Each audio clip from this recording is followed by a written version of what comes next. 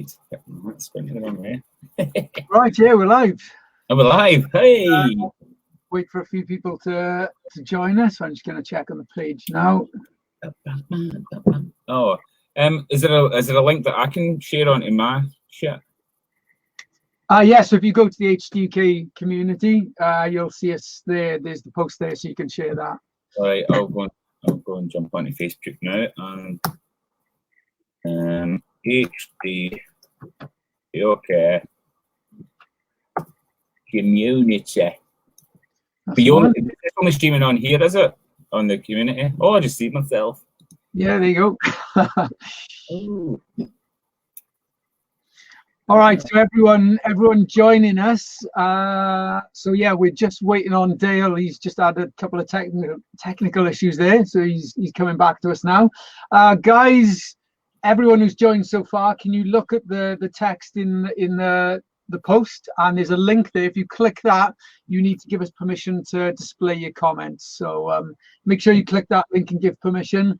Your comments can still appear otherwise, but your name won't be next to them, so we don't know who's asking the comments. So yeah, click the link in the post, give us permission, and yeah, we're going to get going in a second soon as Dale gets back to us. Do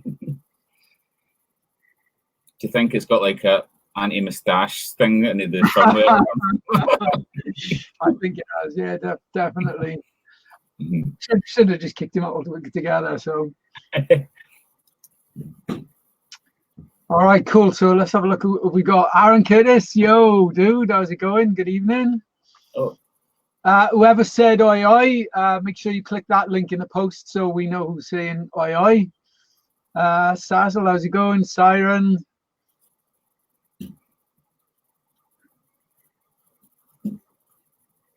All right, guys. So yeah, make sure when you join, click the link in the post, and then we can see who's leaving the comments. All right, cool. Well, we're still waiting for Dale. He's having a few technical issues, so we may as well jump straight in, and he can join us when he gets here. Yeah. So yeah, I guess the hot topic at the moment is your Power Stomp Kickstarter. Yes. Yeah. So, it's awesome we're talking about at the minute. Have you reached your target for it yet? Yes, we reached the target at the halfway point. So it was 15 days to go.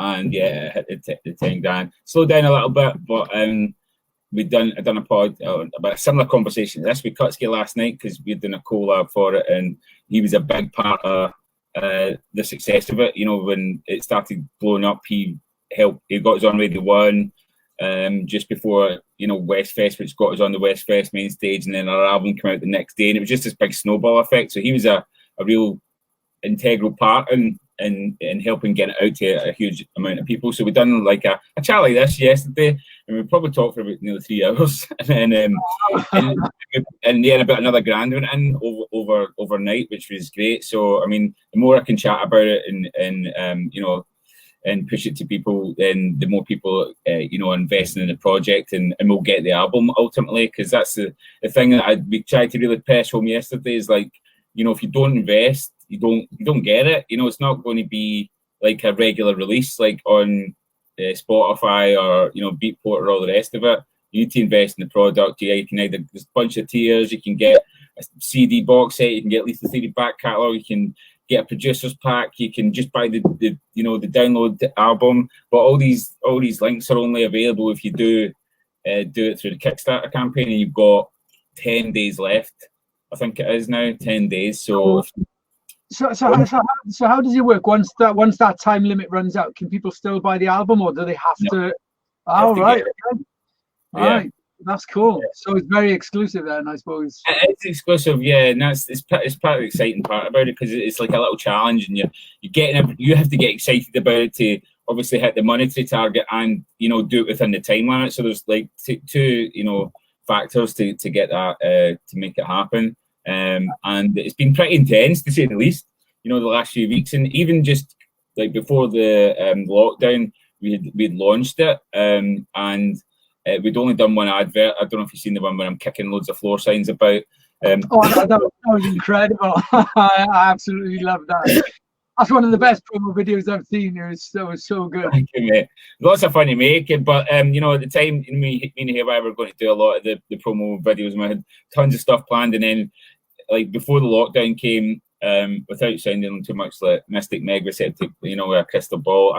I knew that things were going to get bad in the UK, but just based on me having my finger on the pulse of what was happening in the rest of the world, and I just thought, what, you know, continually pushing the album at this moment in time, I was too busy shopping for tins of tuna and stocking up on toilet roll like most people. So you know, that took precedent. I didn't really know what was going to happen. You know, in my career, lots of gigs were starting to get cancelled.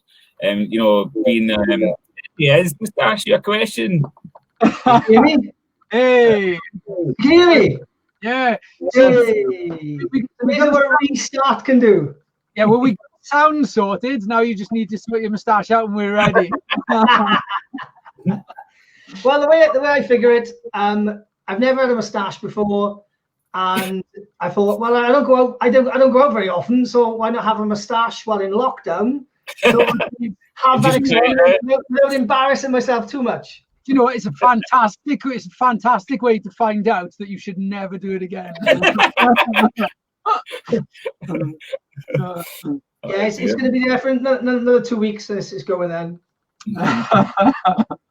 I can always look back with fond memories and say, remember that time? You know, it's grown on me as much as it's grown on you. I'm starting the combo with the Mohawks kind of works still. Yeah, thanks, Red. Hey, Joe, it probably takes you about 2 days to get to this length, is it? I sneeze and I've got a moustache, man. I shaved this morning. Fucking hell.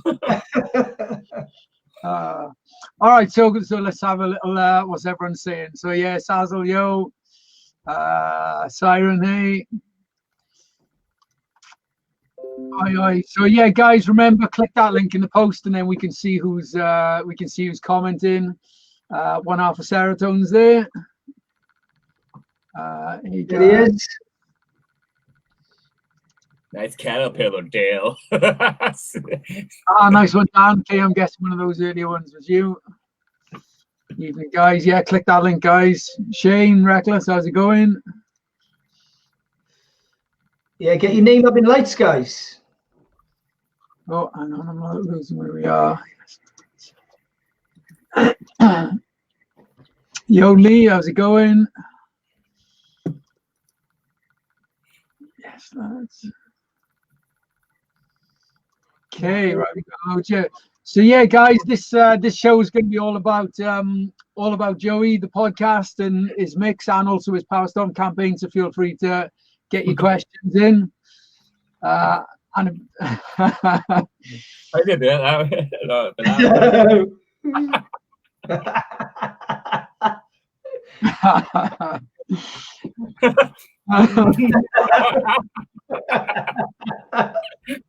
All right, so a very non-biased comment there from MCP.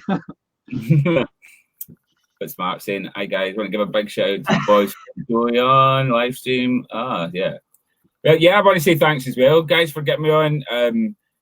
I think what you are doing is great. The way it's presented and everything. I mean, it gave me a kick up the behind to reignite the Lethal Theory podcast, which has just been sitting dormant for a while. And I'm, you know, obviously the album's taken a lot of my time at the minute, but I'm going to, you know, crank that up. I think it's so important, man. I mean, you think about like when how we got into the music, we were getting handed tapes off people and all that kind of stuff.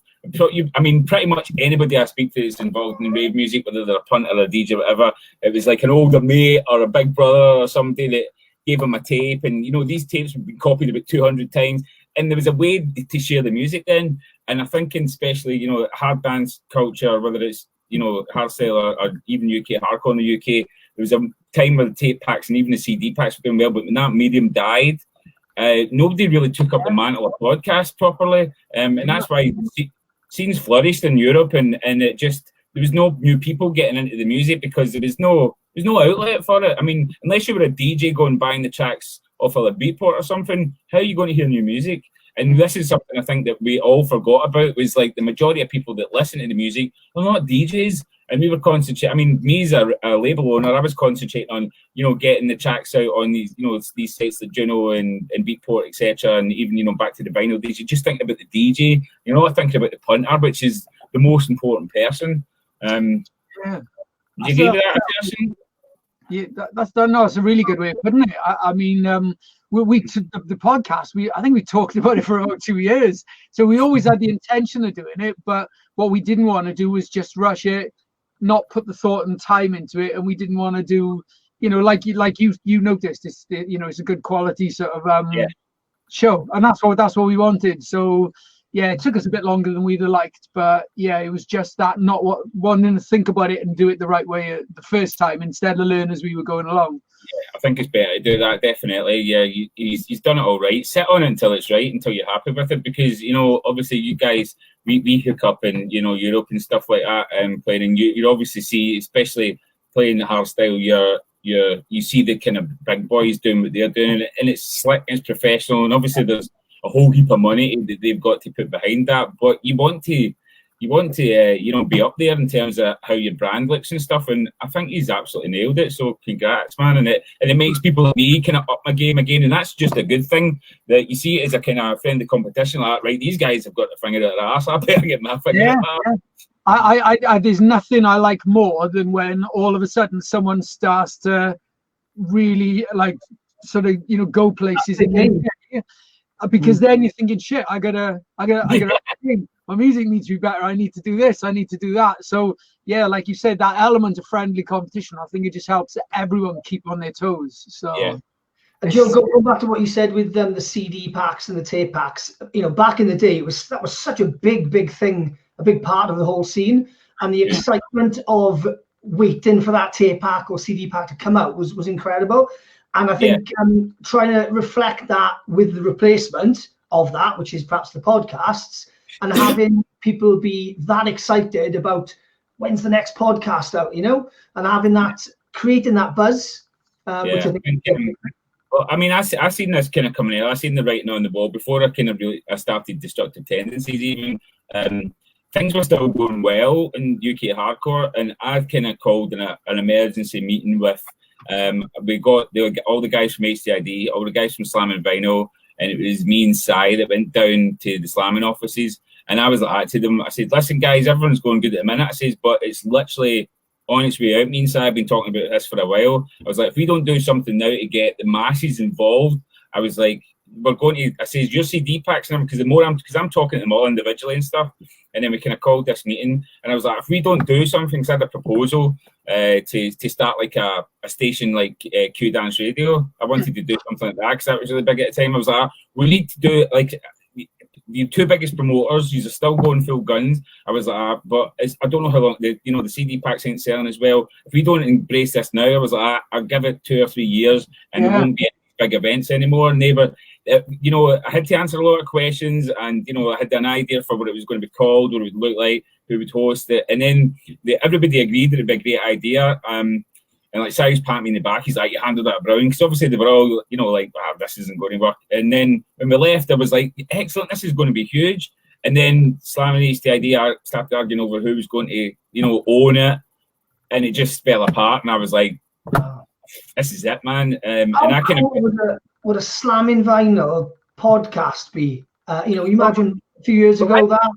I did actually do the HDID. I'd done the HDID, the Hardcore Heaven podcast for a while before I started the Lethal Theory one. I was running the Hardcore Heaven one, and it was again me. It was me that suggested them to do it, and I was like, I said, you should do this, and they were like, well, who's going to host? And I was like, fucking me. Do you know what I mean? And we done that. We used to have a thing called The Boys Are Back in Town, where I'd play that, The Boys Are Back in Town, and I'd have like DJs around, and we'd set the microphone in the middle, and I had like the guys from Slamming up, I had Hixie around, a bunch of people. I'd have sometimes like 6 or 7 people in the living room at the house here, and we'd all be, chatting about seeing stuff at the end, and it was really cool. But I thought we needed to go bigger. I thought we needed like a station that was, and there was like constant music playing. I was like, see the CD packs. I was like, still record all the sets, but just have music on a loop 24/7 on the site. You're promoting the site to new areas. I was like, because kids ain't getting into the music. We've not got a fresh, influx of people, and if we don't do something about it. Yeah, one. I don't know if you've noticed this with the hardcore scene, but one thing we've noticed with the hard dance and the hard style in the UK is everyone going to the events, although that's nobody at the moment. But you know, just before all this happened, like the majority of people going to the events were faces you've seen for the last 5 years. There's not many new people coming through at all. So we're not, you know, we're not finding that way to bring in new people. That's a huge part of it. Is like this music is for young people, and I don't care like if they say, oh, you know, everybody in Britain's into something else. Listen, I go out to Australia on the regular, and I'm playing to 20,000 plus people out there in arenas, and you know they're 17 to 21. If you see somebody over the age of 21, it's a weird thing to see in those crowds. And that's predominantly hardstyle events, and it's just how they market it. You know, a lot of the kind of the bigger promoters, they kind of had their day. And they wanted, you know, they didn't get into the whole new way of promoting like the guys at HSU over in Australia do, where they know how to navigate the internet, they know how to get the music out to new people, and just that story I told about, you know, the radio station thing failing is just endemic of the whole situation. Then it was like. The finger was, and I'm not casting any aspersions at the guys because you know I get on with all of them, and you know we've talked about it at length after, and they've just been in the game so long. They're like, yeah, you know, we're going to do some other stuff like you know. I mean, you know, Grant and that yourself. They still obviously do West Fest stuff, but they do a lot of other things. They do the logistics for other people's festivals, which is they've done it for that long that it's an easy thing to do, where they don't have to deal with all the fucking diva DJs and everybody else, managers and all the bullshit. And they just have to do what they do. It's just portaloos and tents, and that's exactly what Grant said to me. That's it. It's easy. I don't have to deal with all you assholes. Yeah, madness. Here you go, Dale. I think I've got a funny feeling a lot of these comments are gonna not be about Power Stomp. You steal my fucking thunder, mate. You fucking moustache. Not having that. Check it out. Yeah, Dan loves it. Yeah, Racy's not happy, put it that way. No. Yeah, you did. Yeah, a couple of years ago I done Movember, and I grew proper handlebar thing, you know. I did it well a few years back, and I just looked like an absolute deviant, man. So off it went. Oh, terrible. I had my hair. I got out of the shower last night, and I had my hair combed over, and I looked like I was going out to fight in World War II or something. You know, I was like. Against the British. Yeah, guys. If we I don't know how we're going to get less comments about Dale's moustache and more questions for Joey. give me 2 seconds. I'll go shave it off. I'll come back. Yeah, going, just love you, lad. I think you'll still have all the comments. Everyone's going to be asking where it is, or if you left it on a leaf or something. Well. Yo, Jordan. You got a fan. So so back to the we'll come back to the comments and hopefully a couple of questions in a minute. But what are you making, Joey, of like what's going on at the moment? Like one of the things that I thought about what's going on is obviously, even though it's a bit of a killer at the moment for the scene, I think there may be a point where it may be good for us in the way that we get like a little resurgence, especially with the smaller events. I think you're dead right. Because I think everybody, I mean, you know, obviously you guys and even, you know, myself and a few other people who have, you know, maybe pushed the scene in a certain direction and been proactive over the years or been more proactive. Yeah. During the lockdown, it's changed the perspective, because I was just that busy before this. I was like, I haven't had time to breathe, and now I'm doing like regular live streams. I've had to change my whole setup, you know, getting a controller at home, all these kind of things that lead to, again, back to what we were talking about before, is getting the music out to more people, and you know, in a constant stream of content, like getting like all these tunes I've been sitting on for years, getting them all done and out. So the fact that we're doing all that, plus couple that with the fact that people are all chomping at the bit to get out, because like the streams I've been doing, like I've done a Power Stomp special a couple of weeks ago, I've done a Lethal Theory Classics one last week, and everybody that's on there's people that I know that I've known from like proper back in the day, who were like, you know, used to come out on the regular, who haven't been out in years, and they're just like, I can't wait to go back out, because they're just sitting listening to, you know, getting the nostalgia stuff down their throat off me, and you know, they're keen as chips to get back out, and it could, yeah, it could be. I mean, I think there'll be definitely a flourish of, of really busy events, of course. But it depends how hard people go. If they just wipe themselves out and they're like, what have I done? And they crawl back under their wee domestic rock. Do you know what I mean? Yeah, definitely. Well, we were chatting with Chris, who does Adrenaline Stompers, and obviously he had to postpone his Soldiers of the Rave. But he's been doing, is it three live streams a week now? Yeah, one for him, one for Karen, and then they do a joint one then on the Saturday night, I think. Yeah, and the Saturday night is numbers they can get.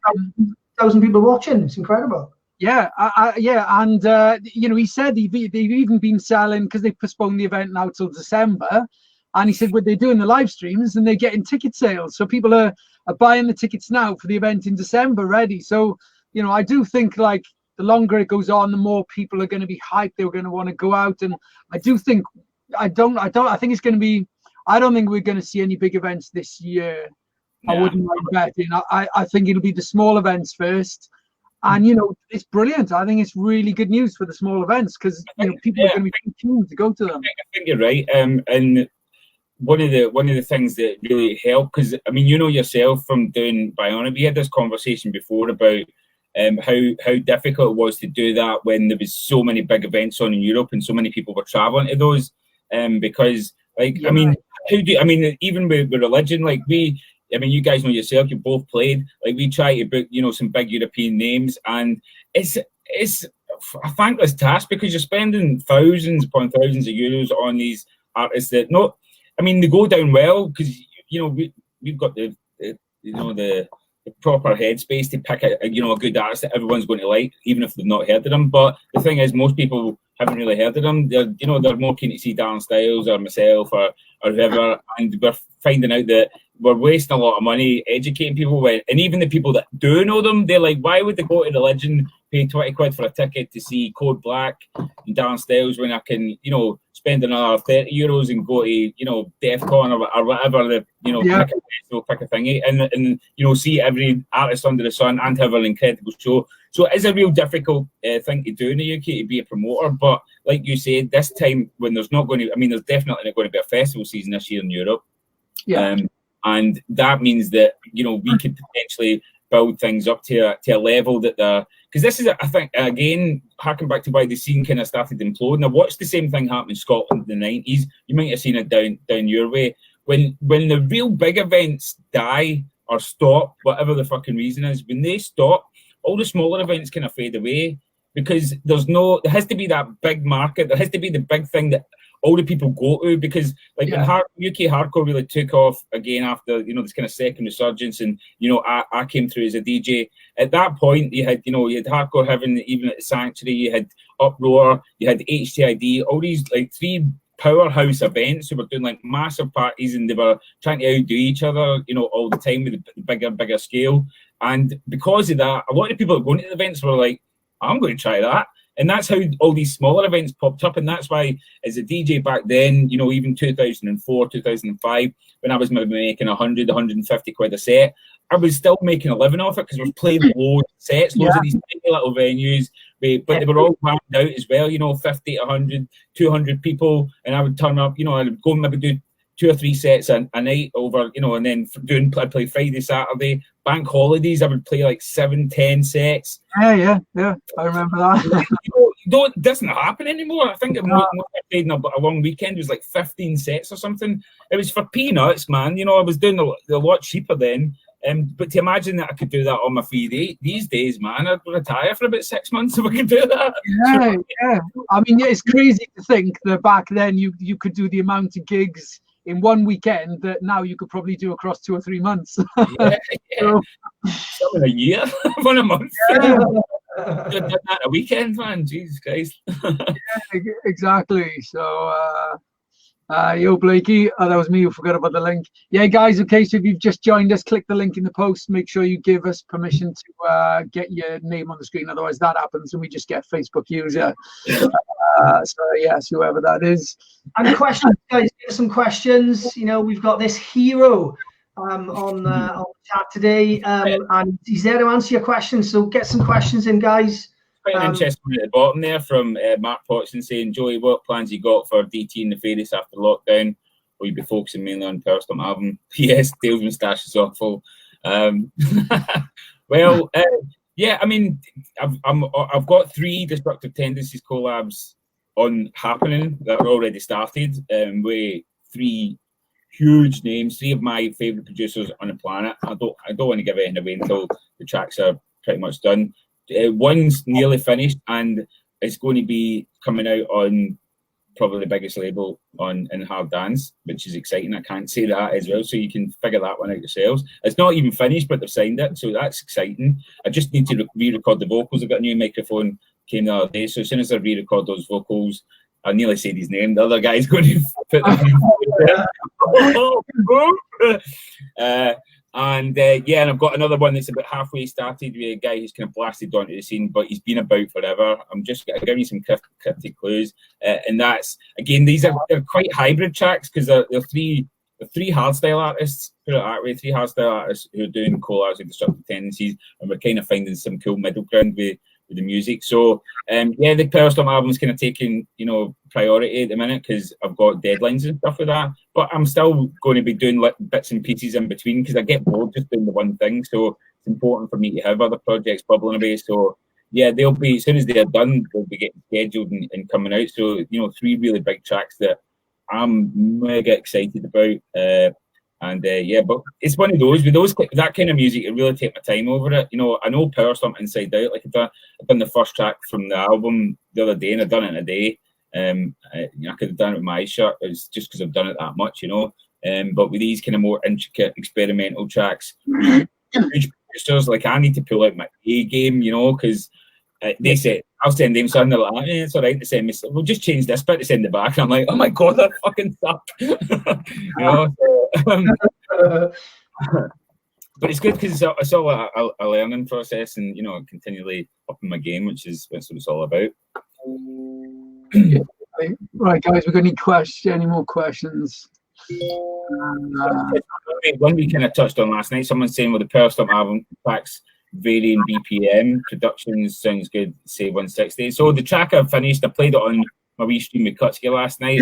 That's on 60 BPM, and it just the vocal sounded daft any faster. And I don't think tempo really means anything if you get the energy right in a track.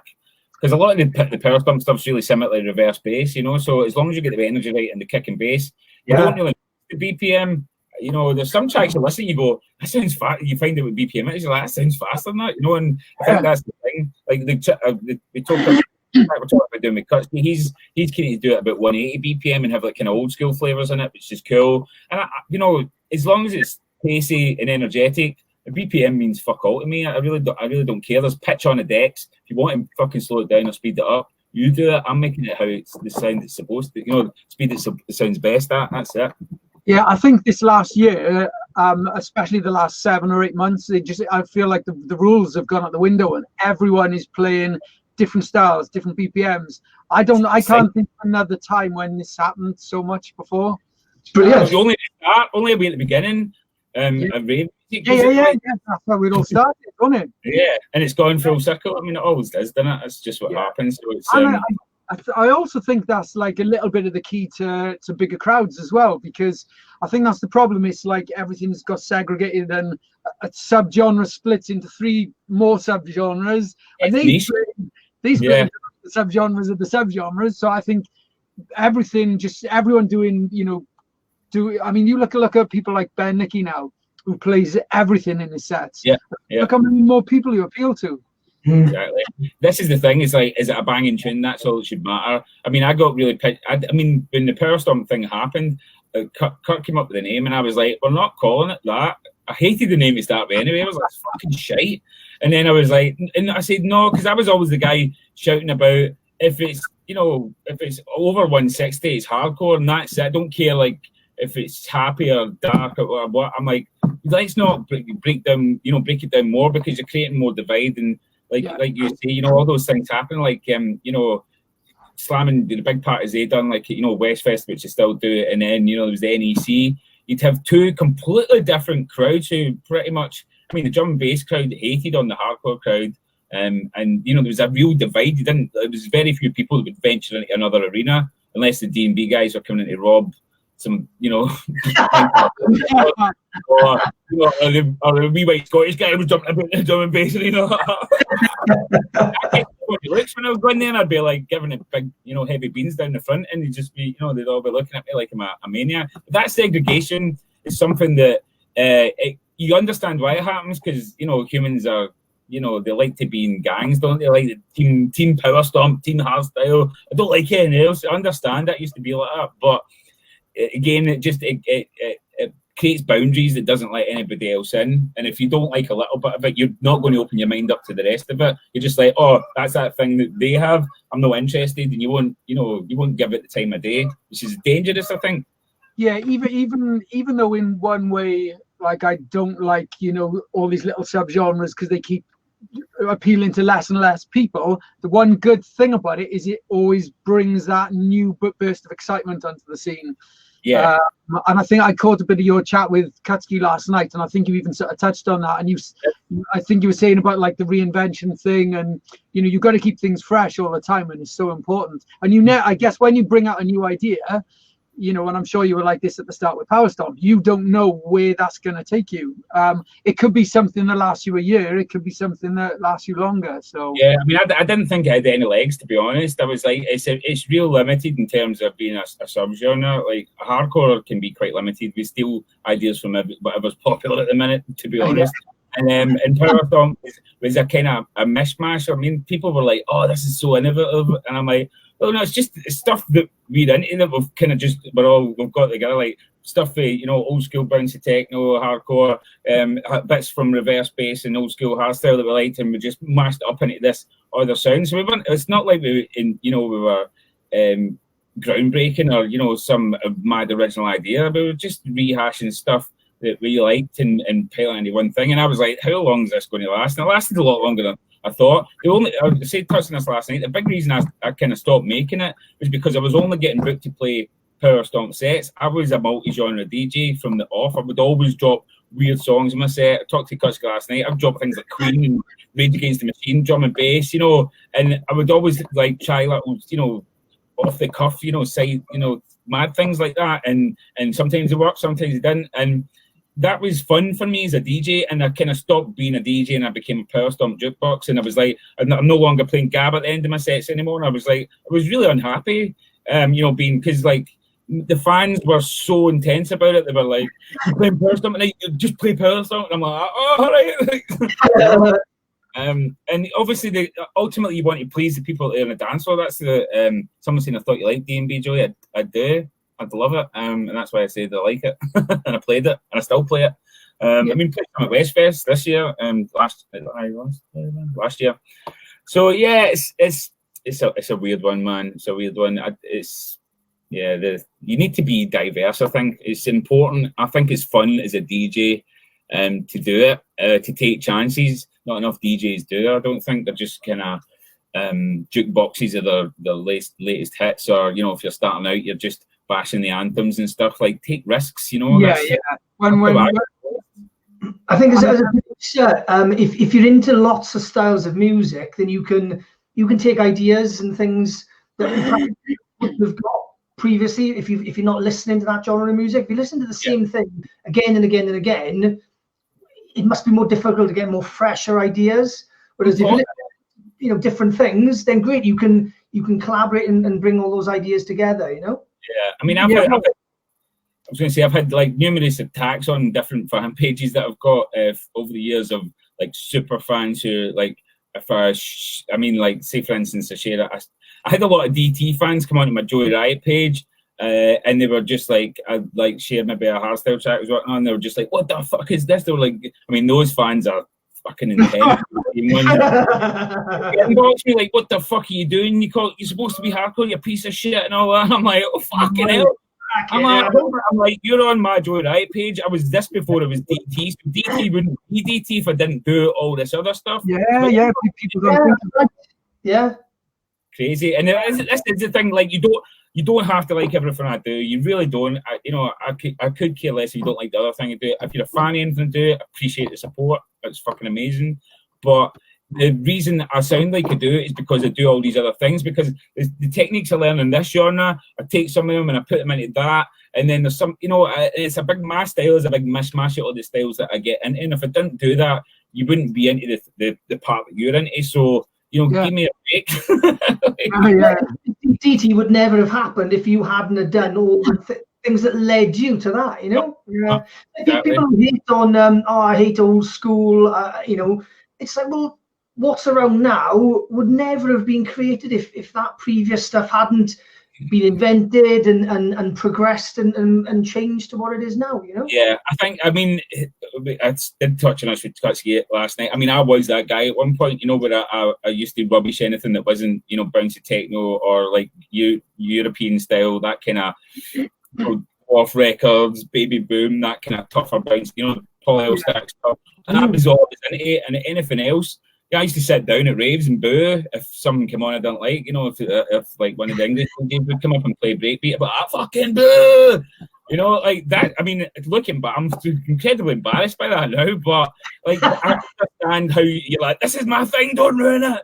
But also on the flip side of that, I think you don't have to like this type of music to appreciate the skill that's went into making it, or why other people would like it. Like, I fucking hate pop music, but if I hear a good pop record come on that's catchy, something that will do my head in for days, I still appreciate why. I think that's a skill that I don't have. Like, Dan Styles can make catchy anthem after anthem, and I'm like, I don't really have that in me. I make bangers. I made a track with Swanky and Cassie called Bangers, not Anthems, because that's all I can do really. But it's just one of those things, isn't it, man? It's just you have to keep an open mind, and if you don't like it, you don't have to listen to it. But why be vocal about it and scream about it and attack people that are a fan of?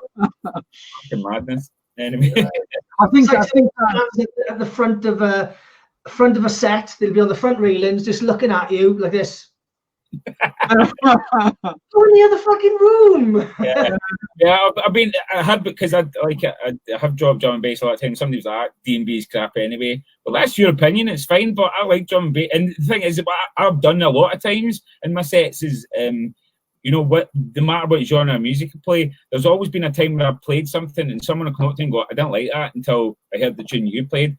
And this is what happens as well, is I try to keep my mind open enough that if I hear a genre of music and I hear a bunch of tracks that I don't like, there might still be something out there that tickles me. And if you get this tunnel vision based on, say, a half a dozen tracks you've heard that you think is crap, you're not going to open your mind up to anything fresh that gets, played to you. But it's playing the stuff in the right context in your set. If I play a drum and bass set, a track in my set at the right time, in the right context, and I mix a hardcore track in the right way, people, will lose their shit. And the good thing is it breaks it up as well. So the people that, have like booed me when I'm playing a drum and bass track, when the hardcore mixes into it, I've been practicing a really cool mix as well, you see them just explode to another level because it's now come back to what they wanted. If we didn't do it like that, they wouldn't have that feeling.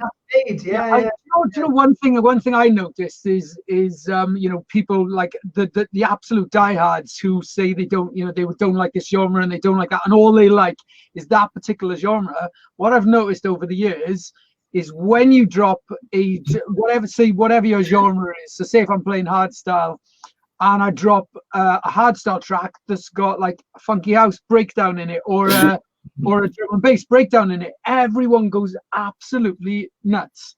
But then they'll say they don't like that style of music. So it's good for me. I feel like it's they haven't got that kind of so almost like the security to say, I'm brave enough to say I like that style of music because I don't want my mates to think this. If I hear a little snippet of it in a hardstyle set, I don't mind. I'll go off to it. Well, you guys know yourself. I start most of my sets with hardstyle, and I have done for a couple of years now. And it started at Ravers United in the January sales, and I was just like, I'm sick of being pigeonholed. I'm just going to play what I fucking want, and I'm going to play the right. Even though I'm playing a main room hardcore set, I'm going to drop the right hardstyle. Like, I know my crowd well enough to know that if I play something with a 2.5 minute breakdown and big dengy kicks, that I'm going to clear the floor. So, and I was even conscious that I was going to put a post up about it, and then I thought, you know what, because HDID had announced that they were doing the party in London, and they booked Brennan Hart and stuff, and they were getting pure dogs abuse on the HDID page Bret Hart. Some people are going, who's he? And I'm just like, oh my God. And there's people giving him abuse. It's hardcore till I die, not hardstyle till I die. And I was like, if I tell people I'm going to play hardstyle, I'm going to get the same kind of visceral hate. So all I done was I just played it. I didn't tell anybody. Everybody danced. I've never had a message off anybody saying, why are you playing hardstyle? Not once in those 2 years. Somebody went, why are you playing hardstyle? I just play the right songs that I think would work on a hardcore dance floor. They've got the right energy. And sure, I'll throw a wee experimental one in. And as that start to change people's perception on what hardstyle is, because that's the thing, they've got it in their head that I don't like hardstyle. And then I say, I'm going to play a hardstyle track straight away, the barriers up in it. If I just play and they're not like super clued up on what the genres are, as long as it's got loads of energy, you can't tell that it's 150 BPM or I've maybe sped it up, 5 or 10 BPM, and it's still just, I was playing things like Tweaker's version I Love You More and, stuff. So, there's a big vocal that they'll know it's a hardcore thing, and then it drops and the place went crazy, and I was just like, right, that was the right decision to do, and why did I not do it fucking years ago, So I think sometimes the name can put people off. You look at all these big EDM festivals and things like that. You think of all the hardstyle that's being played in those festivals now. Yeah. And I think the majority of those people, they don't know it's hardstyle. Yeah. And if someone said, "Oh, did you know that was hardstyle?" They'd be like, "Oh, I don't like hardstyle."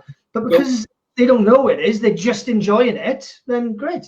Yeah, here's something I've always professed, and I've said to my colleagues, because as much as you think that, we're all up there, we booming with confidence, whatever, DJs are constantly, and producers are constantly questioning what they're doing. We're like really critical, self-critical, and we talk about it at gigs and stuff. And a lot of DJs I've spoke to are scared to kind of come out of the bubble because they don't want to be, ostracized or be.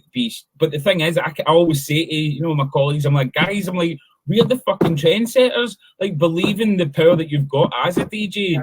And I don't want to say that as I'm some sort of God firing laser beams at my arsehole, but the power we have got is that we have been put in a beautiful position that you put your trust in us, that you can buy a ticket, that we're the people that are supplying the music, we're the people that have done our homework, we're the people that have, went and sourced all this cool, interesting music, and we've got the guts to play it because we think it's amazing, and we've studied and practiced our craft, and then we unleash it on you, and hopefully you like it. Sometimes you don't, and we're quick, you can mix out it quick enough. So that kind of fear, I think, can be changed because, and this is what you say, I'm trying to kind of enforce your point about the EDM DJs. When some of those guys like Timmy Trumpets and Kashmir or Tiesto, I remember hearing about Tiesto dropping hardstyle for the first time at Creamfields, and I was like, what the fuck? Now, if he prefaced that set saying I'm going to play hardstyle, he probably would have got a lot of hate off his fans, but he just played it. And everybody went mental because a lot of the kids in the crowd wouldn't know what it is. It's just a fucking the set's going like that, and it was a logical conclusion to end at 150 BPMs. Somebody a big kick, and people that would listen to Tiesto probably never heard anything like that before, and their minds would have been blown if he'd built that right. And then more and more DJs done it, and then it stopped being like a taboo thing, and now every cunt's doing it, which is great. But I'll probably go back round again where we're all in our wee boxes shouting at each other. You know what I mean? Like now. Yeah, I think people very often, like a lot of DJs, don't realise that all they need is that little bit more confidence to do what they like. It's a little bit like when back in the hardcore days when we were kind of going from hardcore to we did the sort of power trance stuff, and then we started coming across. What we were doing, we were getting like slow records and speeding them up, and like playing 33s on 45 and things like that. But then all of a sudden we get like a record pressed on 45, so you couldn't speed it up. And we in the end, we had so many good ones we wanted to play. We're like, should we just start the sets like 20, 30 BPM slower? And we were like, really? We're like, let's just with 2 or 3. And if people don't go off, if people don't dance, then we'll change the speed. But like before we knew it, within 2-3 gigs, half our set was like slower. So it's just having the confidence, definitely. We had that discussion before, Ian, when you were up at my house about the power trance thing, because you were speeding up trance records, and that's pretty much what we done with the start of Power Stomp. We were speeding up reverse bass and early hardstyle records, and it was bombing, like clearing dance floors. But that was a risk that we were taking because we believed in that. We loved that music so much. Me and Kurt, we were just like, more people need to hear this. Like, why are not why is this not getting played? But we're like, we understood that we couldn't start maybe that slow, because most of the hardcore DJs were all you were making a track at 170, but nobody played at 170. Everybody was at +5 on the LCD decks, and it was closer to 180. Nobody went outside that wheelhouse. Every label was 170, apart from Quash, which was 175. And Lethal Theory was fucking all over the place. Because here's a funny story. You know what I used to do back when CD decks were starting to come out, and I was starting to kind of get a bit of a headway making tracks and stuff. And I was resident for Vibalite, and we used to play at what was it called in Leeds? What's that club called again?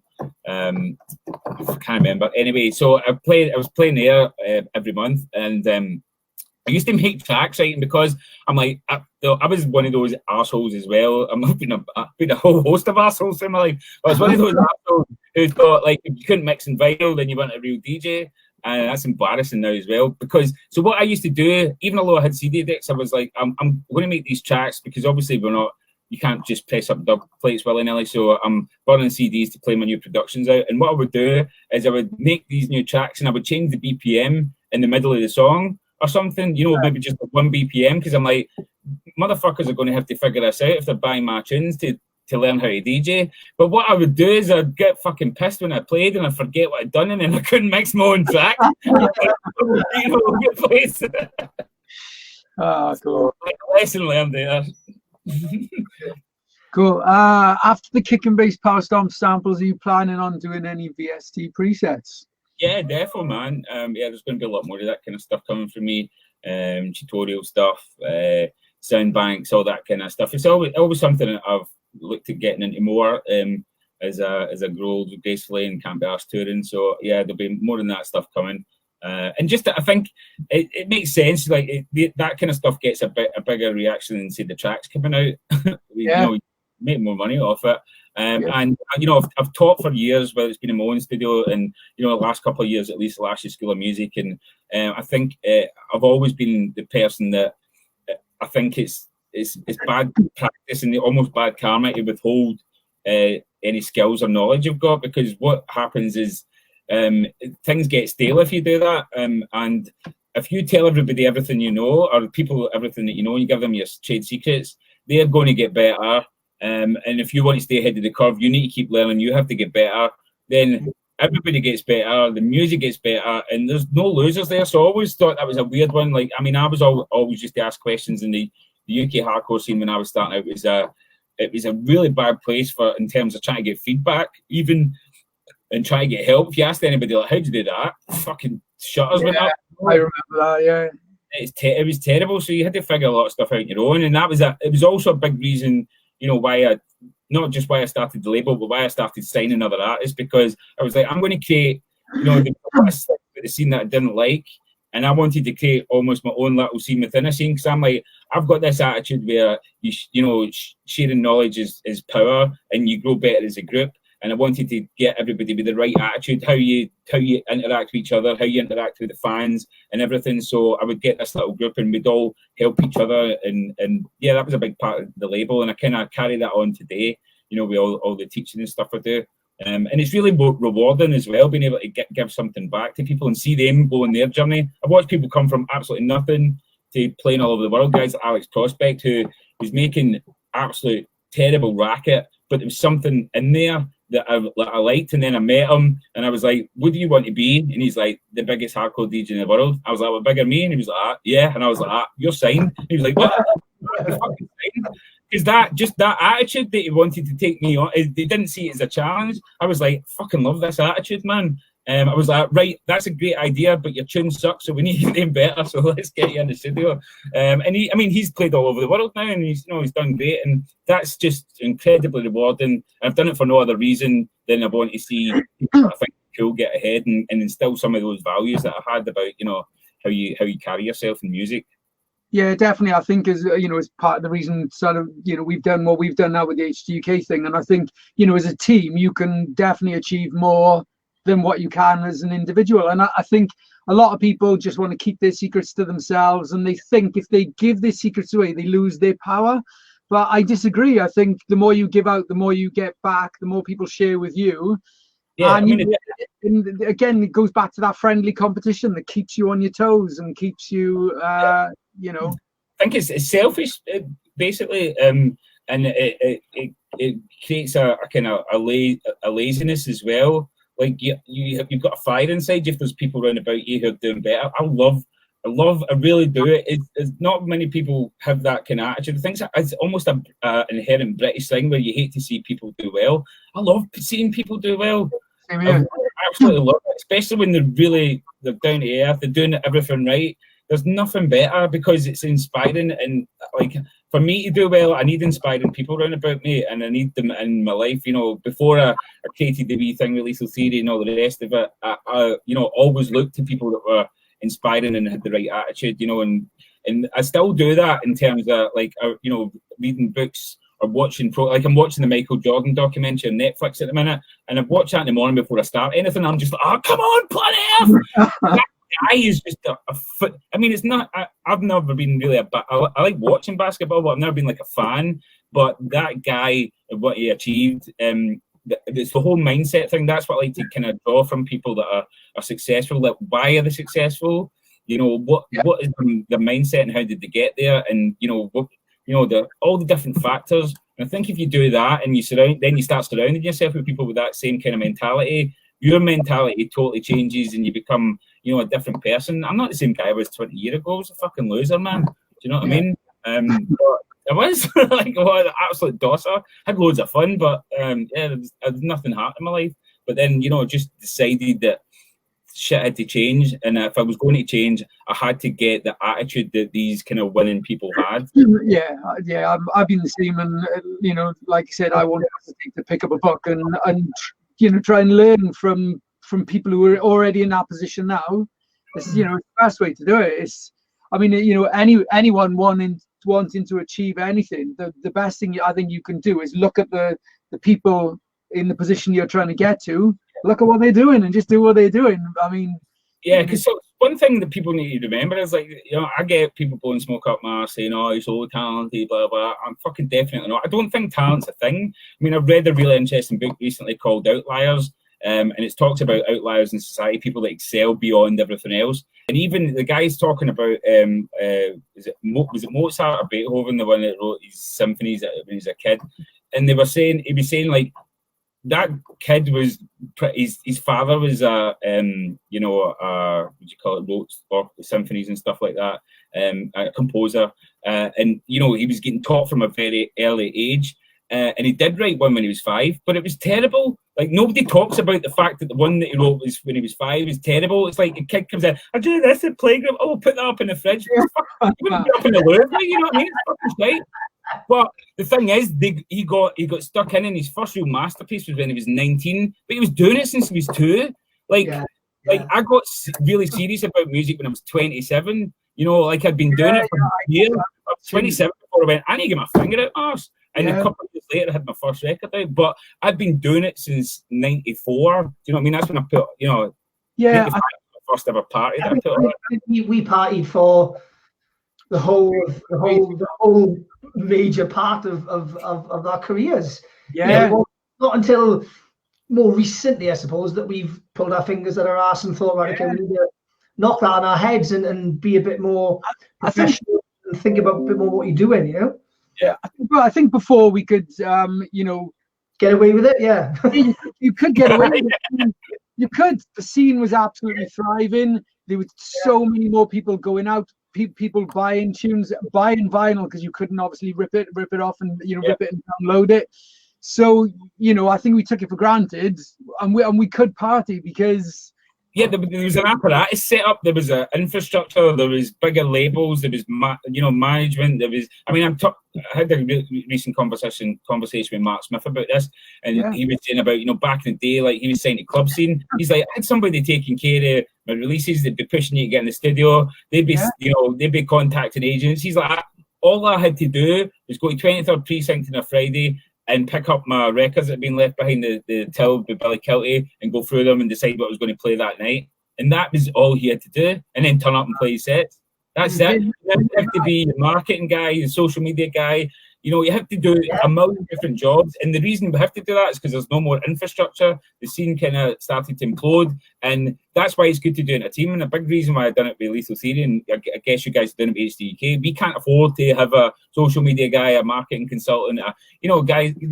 I was watching the Armin van Buuren documentary, Mr. Perfect. I don't know if you've seen that. That guy's incredible. They've got 130 people working at what do you call it, that label? 130. I mean, I had 18 people at the peak of Lethal Theory, and all of them were artists, but I had people that were doing like different wee jobs. So there was one guy who was an MC, but he was good at designing. There was a guy who was a DJ who was a bit good at doing video, and we all done our little roles. I put somebody, Alex Prospect was, getting everybody plans and stuff for Plans of Action, because he was really good at doing that. And we had everybody doing their little roles, and you kind of need to do that when you've not got the huge infrastructure that some of these bigger scenes have got. And we just don't have that anymore. So we do have to club together. So if anybody's listening to this and you're kind of starting out, look left and right and try and find out people around about you that have got the same attitude and want to get ahead. You might go through, I went through a bunch of people who are all talk, and then it comes to action time and you're just left doing it yourself. But the thing is, don't lose hope, because there is other people out there like you, and you have to just go through all the mugs to find the golden people and then get stuck in with them, because you can really, we created our own subgenre and a movement that won awards and released sellout albums and appeared on Radio 1 just because we were a team of people. Couldn't have done it without all the guys about me. I know I'm the guy doing the album now, and everybody's talking about Joe Riot, but I honestly couldn't have done it with the guys around about me. They lifted me up on their shoulders, man. Yeah, do you know what? I think that is like a super valuable takeaway as well for anyone listening now, is that like if there's anyone who's sort of up and coming, trying to get somewhere doing what they're doing in the music scene, like Joey said, look around you. Have you got anyone else you can kind of do it with? And like build your own team, get a little event going, get working on music together, start a label up between you. Don't try and do it by yourself and struggle and get a team. Sharing your skills, like we just said now, sharing your skills. If you're happy to share your skills with someone, they may have skills that they'll want to share with you, and it just grows from there, doesn't it? Yeah, because sorry, I was going to say one of the other big things, and you guys testify to this now, with HDUK and stuff. If you start getting a wee group of people, because you're doing it on your own, it's really easy to get feel like, oh, the world's against me, and you can lose your enthusiasm, you can get frustrated. And if there's nobody there to G you up, or even just see that there's somebody else on the label who's kicking ass, like this is because I've seen some of the people on my label, for instance, who maybe signed earlier than other guys, and then they see the other person like get, they'd be doing a back-to-back set with me, or they'd be getting pushed at events. Because the thing I say to everybody, and they get a bit bitchy about it. I'm like, listen, guys, there's no favourites here, and I maybe got some favourites that I get on with better, but in terms of who I support musically, there's fucking zero favourites. Whoever's working the hardest, they're the guy that I'll get on back-to-back with Westfest. They're the guy that I'll fucking phone up, HTID, and go, you need to fucking get this guy on. He's absolutely killing it. Yeah. That's the person that I'm going to push for. And if you're sitting feeling sorry for yourself, then you need to get your finger at your ass and look at what they're doing and use. That's the thing. It's how you take that. It's how you turn it around. And you can either get G'd up by it, or you can let it eat you up.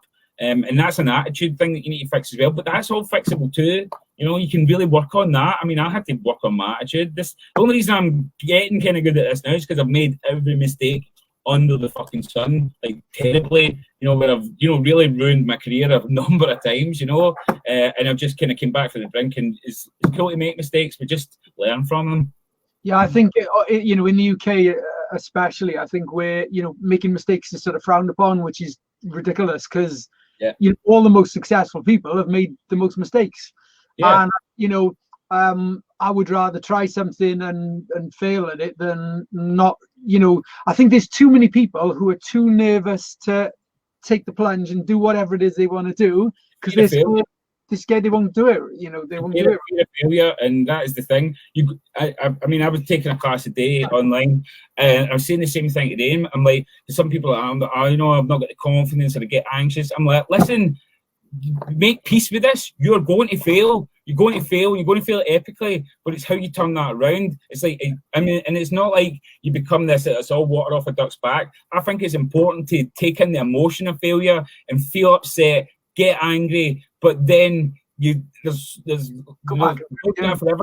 You can't mope about. It's like, right, okay, I fucked up, but what did I do wrong? It's like the Power Stomp album. We've been brought out before. I mean, I was talking about this before Dale came on. We put it out first. Obviously, the coronavirus was a big problem, but we had structured it properly. I was doing it based on what I'd seen other people doing, and I didn't think the Power Stomp community could handle that, to be honest. So we let it run. It flopped. We didn't hit the target, and I was like, you know, and I've seen stuff online, people like, Power Stomp's not as popular as you thought it was.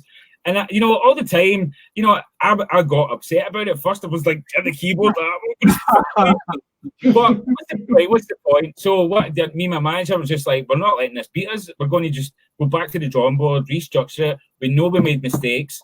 What were the mistakes? Turn them round. Like, there was a time to be upset and angry and all the rest of it, and that time was over. And now it's like, let's go for this. And we had the fire in a bit. Sometimes a failure's better, because if you just do it first time, you just think, and then if you have success after success after success, and then you get really big and you have a massive failure, that could send you under. You could end up, a Avicii material. But if you're, if you're falling, getting back up and falling, you learn how to take defeat. And you learn how to learn from it, and you become a stronger, resilient person. It's not just about music; it's about every single thing you do in your life. Yeah, definitely, absolutely. Like you said, it's an attitude, isn't it? Yeah.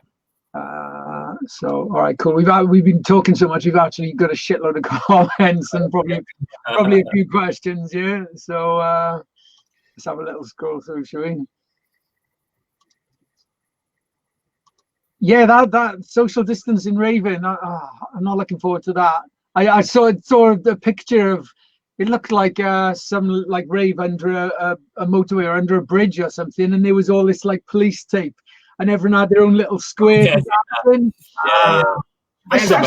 The driving ones look great fun. Yeah, they look really. They look really, really good fun. Yeah. If you go to the toilet though, there must be like a public toilet somewhere. That's going to be a nightmare. And what if there's an emergency? You have to drive out, stuck at the front. Yeah. I mean, I think it looks good on paper and on the screen, but I think being there, you'd be like, fuck this, man. How to get out of here? But I mean, things like what do you call it? I know that there's potential like Croatia, for instance, that they could reach. You've got open air clubs, those kind of places where the raves will open up overseas before they'll open up here. But it's just whether they'll let people from the UK go because of how we've handled the fucking crisis, which has been nothing short of a fucking shambles. Yeah. Sorry for swearing, but I'm quite passionate about how badly the UK's fucked up, man.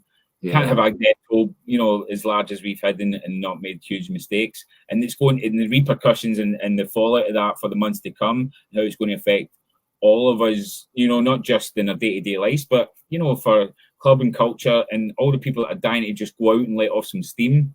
I mean, I'm chomping at bit. I've been trying not to like look online too much outside, my fan page app and stuff, because when I see people posting stuff about, memories and stuff, and I posted one up, I went on Facebook like I did the other day, and I seen a set pop up on my memories from a DT, I think it was Emporium Festival. And, I'm giving it big licks to maybe about 10, 15,000 people. And I'm just like, oh my God, look at this. But before that, I didn't give a fuck because I'm so busy doing everything I'm doing. And you just kind of get used to the new normal. That's it. Yeah. You definitely take it for granted. So, yeah. What are we saying about the BPM then of your Power Stomp album? Is it all going to be? Before, it doesn't matter the BPM. I'm going to make a track. This is how I've been attacking tracks for the last couple of years, and even with Destructive Tendency stuff. I'll sit down, I'll have an idea, and it completely depends on the idea. It just how it organically goes. If I'm working with a vocal, it's what does the vocal sound best at, and then the rest of the track builds around about that. If I'm going for a particular style, obviously the fairy stuff's a bit more rapid, but even that can vary from 190 to 230 or ridiculousness. But so BPM means nothing to me. Does it make people dance? That's all I care. Is it going to make people dance? Because the thing is, as a producer, I mean, I do this when I'm making a track in here. If I'm not getting up out of my seat and jumping about to a kick and bass song for 10 hours, then it's not right. So yeah, BPM is going to be all over the place, but it's going to be good. Guarantee that. Good stuff. Yeah, we mentioned that already, didn't we? You're definitely going to be doing some presets. Yeah. They are. It did shave everywhere. Was still up.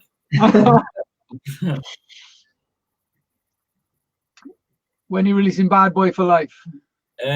Soon. I don't know exactly when. I've got a bunch of stuff still to come out. Bad Boy for Life's one of them. It's been going down really well. We got to play that out quite a bit before the lockdown, even in Australia and stuff. And that was, I guess, a Power Stomp track, but we played that in Minds the Crown sets and absolutely went off.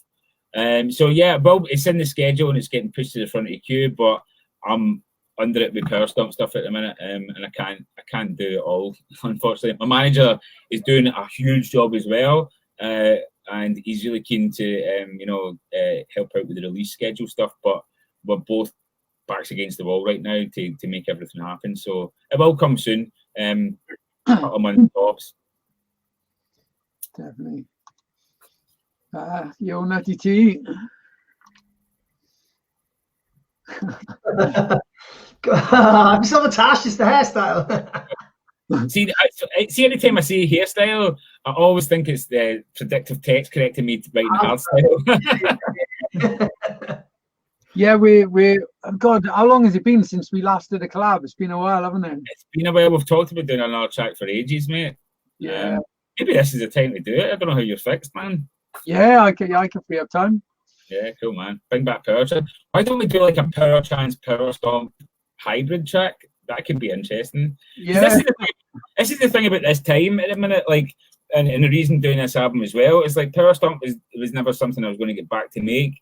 I was interested to make it, and that's why I've done a little tester track and put it up on my Facebook, and everybody went nuts for it. But the whole thing about now is like I've got time in my hands. I'm sure you guys can, testify to that. There's not as much pressure to make the next thing for the next gig. Like, especially, when DT we were, touring regularly. And it's like I have to keep on top of that. And it's like every day is something that you've got to do. Whereas now, I know I've got a few DT collabs on the go, but I'm no rush to make anything. And I think it's given me a whole new perspective that I'm going to kind of do whatever I feel like and take it as it comes. Yeah, definitely. Out of interest, do you like focus on one project at a time, or can you work on multiple stuff at a Yeah, I need to work on multiple stuff. I get fucking bored as shit. I mean, it depends. Like, sometimes if I'm it's difficult to say, because sometimes if I'm just in the zone, I'll just power through something. Yeah. Sometimes I'll get, if I get stuck or bored, or Amazon comes to the door, I'll start doing something else. I'm a bit, something shakes some shiny keys at me. I'm like,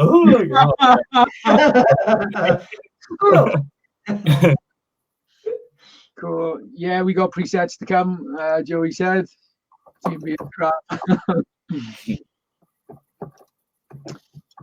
Yeah, I mean, I don't produce Power Stomp. I also don't produce Frenchcore, but there was some Frenchcore in my latest track. So, you don't produce. I've never been one for being locked down to one particular thing. Even back with the Cali and Juice thing, I mean, we used to drop drum and bass, techno, hard house, everything. I think, and the funny thing is, I was going to mention this earlier, and I forgot. But there's yourself, there's me and me and Gary when we were about, there's Kutsky, and you think like a lot of the people who've been going for a long time who are still about now, we're all people who've dropped lots of different genres in our sets. Yes. I don't think that's a coincidence. I don't think so. Yeah. No, I think again, if you want to be in it for the long term, you can't just sort of stick to one genre. And you can. I think something you don't make Power Stomp though. Like we spoke earlier, and if you were listening before, Power Stomp was born out of me pretty much speeding up Cali and Juice tunes. So it's like all he has to do is put the tempo up with what he makes anyway, and I'll be fucking as well. And again, this is probably similar to you, but I do a lot of engineering jobs for other people. Obviously, my name doesn't go on, so a lot of people are surprised at the styles of music that I've actually made. So same here. There's a bunch of stuff that I do that people don't know about. God, so many crazy projects, and people are, you're only known for destructive tendencies and power stuff, definitely. Well, it's what I'm known to you for, but there's a bunch of other stuff. Yeah, that was going to be one of my questions myself, Joey. What out of the hard dance genres, what other styles do you make? Right, so well, I'm probably quicker saying the stuff I don't make, to be honest. Trance, house, drum and bass. I've made techno in the past, and then someone else has wanted me to ghostwrite their new techno project. Some like proggy house, funky house, dubstep. At the school, I've been making grime and drill, which I didn't even know drill was a thing until we got a class. Drill, not grill, drill. Drill. Drill. I'm the George Foreman of rap music. Some low-fat beats. Yeah. So this is, I'm not a fan of that kind of stuff. I mean, the kids that were coming into the school, it was they're all kids that have been, in trouble with the police and stuff. They come from that thing called Serve. They're trying to get out the gangs and stuff like that. And they come in, they're like, I said, what music are you into? They're like, drill. I'm like, that's not music. That's, a bit of hardware with them being queued for that. And they're like, it sounds a bit like trap to me, with some guy talking about knifing somebody. That's the only difference.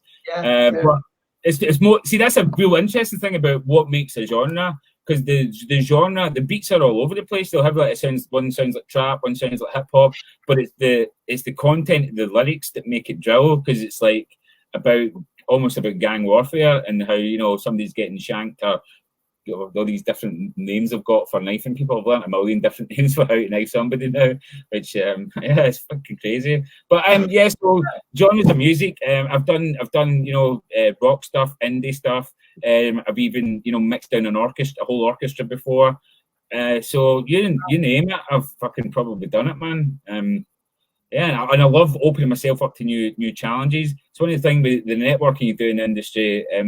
I speak to loads of people, and some of the jobs I get coming in will be, from a lighting guy who's had some. I mean, there's one that's come up where somebody I know who does like a lot of the kind of lighting technician stuff and visuals.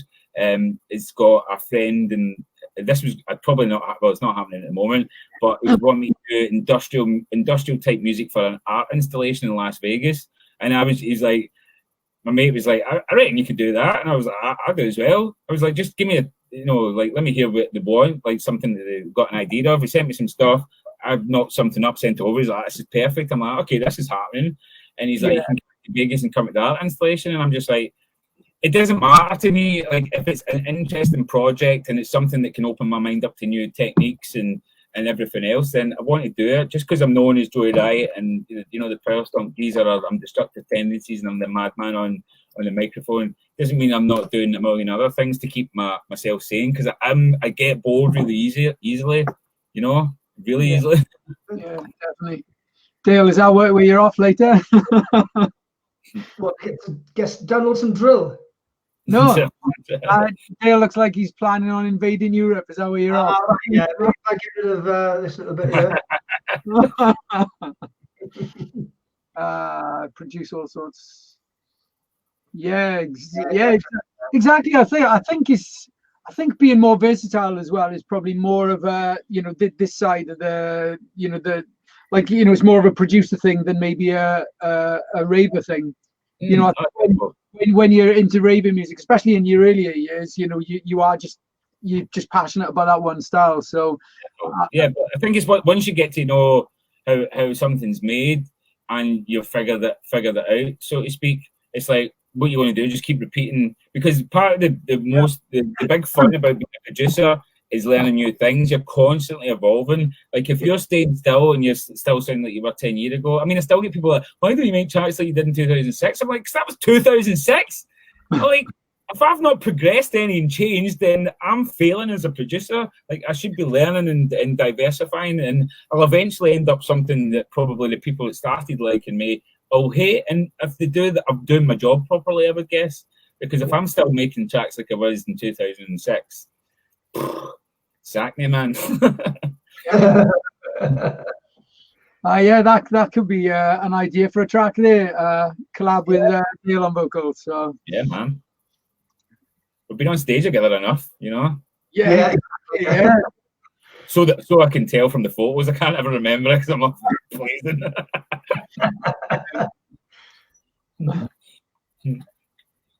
Yeah, I think a lot of people do well expect people to play one style, but I think that is changing. Like we definitely changing. I think something like we mentioned earlier, when you're going out and playing gigs, you're still seeing people that were coming out 5-10 years ago, and with zero disrespect to them, they were ravers at a time when we had, a room for this, a room for that. Yeah, that's right. Do you know that I was at the height of Power Stomp? People were actually asking me, "Do you want to host a Power Stomp room?" And I'm like, "No, definitely not." And they're like, "Why not? We'll give you, this amount of money for it." And we're getting offered some good money. And I was like, "Well, there's for a start, I didn't think there was anybody outside myself and Kurt really that was doing stuff to the kind of level. So how can you have a fucking room?" And I was like, I think Power Stomp in the showcase of a night had its spot, like coming on after Styles or something and playing Power Stomp. Like some of the big promoters were, I was one of the few guys that relished going on after like a Darren Styles or a Hixie, because I knew that my music had a different type of energy that was going to take something at a different level, where as much as your Gammers and Dougals and everybody else were had their own sound, and that there was a kind of a level of energy with them that just kind of was linear. And when we came on, it cranked up a bit. And that all night, coming in at 100 miles an hour, there's nowhere to go, there's nowhere to come back down. I was like, nah, that's not for me. I think that's ruining the whole ethos of how a night should be, run. Yeah, I think to give any room, any room to have just one subgenre of music all night, for me, I was bored. Yeah. I mean, even at the religion events, actually a religion. Like I do a DJ set, I try to take people on a journey in terms of, and that's why I was doing a lot of the opening sets of them. I think there's only one that I've not opened because I'm like, out of a warm up, DJ's completely gone. And I think the two of them I was starting with house music, and people were like, "When are you playing hardcore?" I'm like, "Calm your jets, it's coming." And I was just looking, they're standing at a bar having a drink, nodding their head, and they're not. They say they're not in that kind of music, but then they're starting to head bop, and then I would like speed up a wee bit into trance, and you see them getting out, a couple of people edging onto the floor. That for me, I love having that skill that I can have people going from nodding their head to tease them on the floor, to at the end of the set starting to creep into some hardstyle, and then open up the main room and people just flood in like, ah! Because if you open the main room and somebody's on, you've got like a local DJ anthem bashing at 180 BPMs, like where do you go from that? There's no crescendo. You have to think of the night like a journey. One of the things I've been loving with hardstyle the last year is probably before the last year, you knew pretty much the type of kick you were going to expect. If it was reverse bass, you knew how that was going to sound. Now, literally, you can listen to anyone playing the set and you just don't know what's coming next. There's so many different styles of kicks. Even reverse bass, there's so many different sort of types of reverse bass, and I think the music at the moment is more exciting than it's been. I think because we obviously made hardstyle together, and we laboured trying to get that sound. Yeah, that's right. If you've not got that kick, if you've not got that first bass, if you've not got that lead, it doesn't matter the quality of the idea. People ain't buying it. Whereas now everybody's, experimental, and that's I think where I shine as a producer, and I know you definitely do. Ian, where you're just like there's no restrictions, there's no chains, and you come up with it's the idea that's there, because that's the most important thing. I don't think most ravers don't care about the in-depth production. I think this is where I've definitely failed over the last year or two. Is I've concentrated so much on how the production should sound. I'm not paying enough attention to the idea. So I'll get a kind of rough melody going. I've got a keyboard down here, by the way. I've got a rough melody going, and then I'm spending 6 hours trying to get the lead right instead of spending 6 hours trying to get the melody right, and then worry about the lead. The lead will come. You get the sound eventually, but it's important to get the idea there, because that's the thing at the start of my career. And I've talked to Kutski about this loads. Like, my stuff wasn't that good in terms of production, but it had a certain rawness, a certain energy. I had good ideas. I listened to my stuff that I'd done on the PlayStation. I'm like, that's a good fucking tune. Like, it is a good tune. It's just shite samples, but the fucking idea's brilliant. And that's never changed with me. I've always had good ideas, but just the execution and production, I think especially getting into making hardstyle, that fucking bar is so high. And, you know, a guy that makes all these different genres, you know, but even bigger genres than hardstyle. The hardstyle genre is, production-wise, pisses all over EDM and house and all that for me. I mean, talking to Mike Descala a couple of weeks ago on the phone, you know, old Recon, the man for Camel Fat, and he's telling me how little he does. And he's just like, they fucking boffins that make hardstyle. He's like, oh, fuck that. He's like, it just sounds too different. He just concentrates on the idea, and you know, he hardly compresses anything, and you just get the right sound first, and you don't have to spend 10 years, you know, tweaking it. And I'm like, man, this is what I've been doing. Like, I used to think like that, and I've kind of went this other direction, and I've failed. You know, I definitely failed as a producer. And I'm, you know, that's changing, man. So this is where the Powerstorm album is really fun to do, and I'm excited about making it because I'm just sitting down and doing whatever. So I've got an alarm that goes off on my phone every day after the conversation with him. It says, just do good tunes, capital letters, exclamation marks. Like, don't worry about anything else or what genre I'm sitting down to make, what production values. I'm still watching loads of tutorials and stuff and learning, but it's not the be all and end all. I'm like, is the tune good? Cool, I can fix the production later, or I can get it as good as I can possibly be. If the idea's there, that's what the punters are going to buy in. You know, the average rave on a dance floor doesn't compare how much I'm compressing my leads. You know what I mean? We're trying to please other producers a lot of the time and try to hit this fucking unattainable value or level, you know? Yeah. I know myself, like, I can make a tune in a day, no problem, ideas, no problem, but then spend like 6 months on fucking tweaking it and just trying to nail that production. And sometimes I'm thinking, do I even need to be doing this? Because literally it's only a few people who are gonna give a shit. Exactly. And this is something that we need to realise as well in this day and age. I mean, I know we're trying to kind of hit this level that some of these big guns are doing, which is, you know, some of the phenomenal guys, like, you know, some of my favourite producers a minute, like D-Block and Estefan. The quality of their stuff is just next level. The ideas are good, plus the production is just sterling. Guys like Audio think he's the producer's producer. Maybe the dance floor doesn't get it as much, but I listen to his stuff, I'm just like, wow. There's very few people that I listen to and I go, how did they do that? I don't know how they've done that. And there are maybe a couple that definitely do, and I need to kind of really dissect. And that's interesting as a producer. But from a dance floor perspective, Joey Riot fans don't give a fuck if I get it sounding like them. They care if I'm making my bangers like I normally do, you know? Yeah.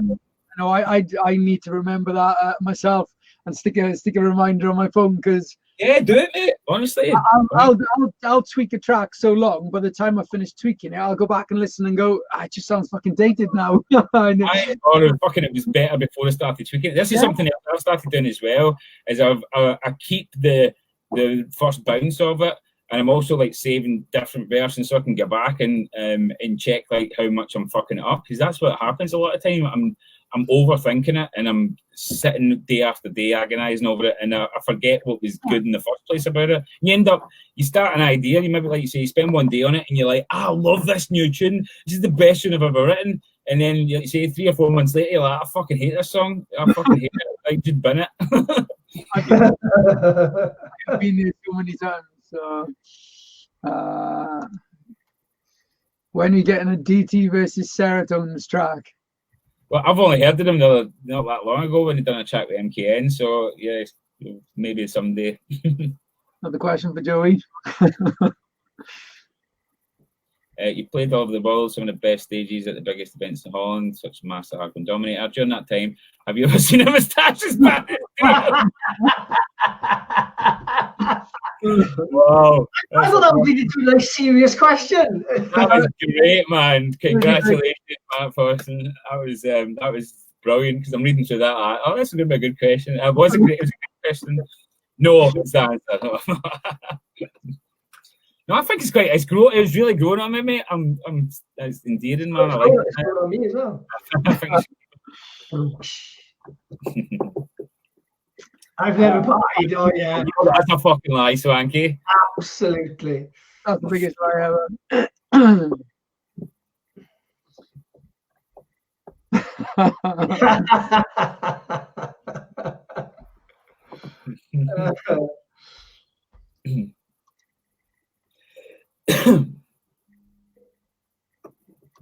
Well, Dale, next time you need to remember that by doing something like this, you're just robbing us of all the good questions. I'll just keep a bag over there or something. Yeah, hopefully more events will appear in Wales as well. Yeah, that would be. And it's definitely a difficult thing. You do need those bigger parties to happen, and this, we alluded to this earlier, this might be a good situation where the smaller parties have got a chance to flourish. I mean, I'm really we've been talking long about what we're going to do with religion, and I'm ready to announce any dates or anything yet, or even book anything in, because I don't know if there's going to be a resurgence in this. You know, trying to keep my finger. Also, I think the way the UK has handled it, quite possibly could be a really bad second wave of this. And I don't want to. One main thing I don't want to do is take money off people and then cancel something. Because have you heard, like, say if everything sort of went back to normal now, even in the next few weeks? I mean, have you spoke to Grant about Westfest? Like, I'm pretty sure that's not going to happen, is it? No, I've not spoken to him about it yet. I'm of the mindset that it probably won't. I mean, you know, in terms of, I mean, I can say this now, like my Dutch agent, who, you know, a part of, you know, Art of Dance, Q Dance, that whole big company. You know, I'm you know, my agency's part of that, and you know, they told me quite a while back that there wouldn't be, you know, events until, you know, they wouldn't be booking me out again until October, which is, you know, I know there is some, you know, parties that are saying we're looking to get you in maybe, you know, August, September, and I'm like, well, all well and good, but if people that, you know, companies that are that big who are dealing with, you know, they're sitting down with government officials and stuff because of the size of the party. They're the people that are really in the know. So I know a lot of the kind of smaller events are kind of, you know, fingers crossed, we're going to put this out in August or whatever, and I genuinely hope they do go ahead. But, you know, and I'm not saying that I know this is this and I know that is that, but it's just a bit of logical thinking. If these big events are saying they're not going ahead until, you know, September, October, you know, then I think, you know, it's quite possible. Yeah, I think a lot of the smaller events are going to watch and see what the bigger ones do, so they know it's safe to do it. And I think I was going to say it's a really wise move for, you know, guys like us who, you know, put parties on, or, you know, put night, you know, rooms on at events, that when they have to take that advantage, because the big events need, you know, a certain infrastructure, dates, summer months, all these kind of things to put on these big parties. And if we can boost the parties enough where we've got that buffer between the big events, that there's nothing else to go to and they have to come to yours, we could really up the game. And, you know, if we get more and more people come and build the scene back to a decent level, that there is, you know, even just one big event. I know Westfest's a big deal, but it's kind of set apart, isn't it? We need another consistent promoter that's doing 3 or 4, you know, 2,000 plus capacity events a year. And if they can do that, then the smaller parties will come. Simple as that, and we'll have a scene in the UK. Yeah, completely agree. Yeah, I know. I mean, how great would it be to have 5 or 10 people working for you? I think, you know, just like you were saying earlier, you've just got to do everything these days yourself, and I think that's what separates the people who get somewhere and the people who don't, because they're just willing to do all that work, and it is a hell of a lot of work as well.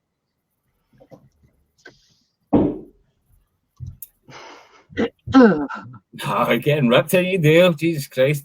Absolutely ripped. And I'm sure Dale, one of your first comments at the start, was saying, well, you know, I wouldn't be silly enough to go to an event and have it. Yeah, one of the reasons I grew it now is because I'm not really going out very often, so people wouldn't see it in public.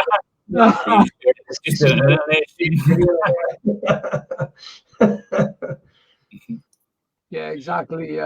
Get past. Yeah, like I said, you know, people have to stop looking at mistakes as a bad thing, don't they?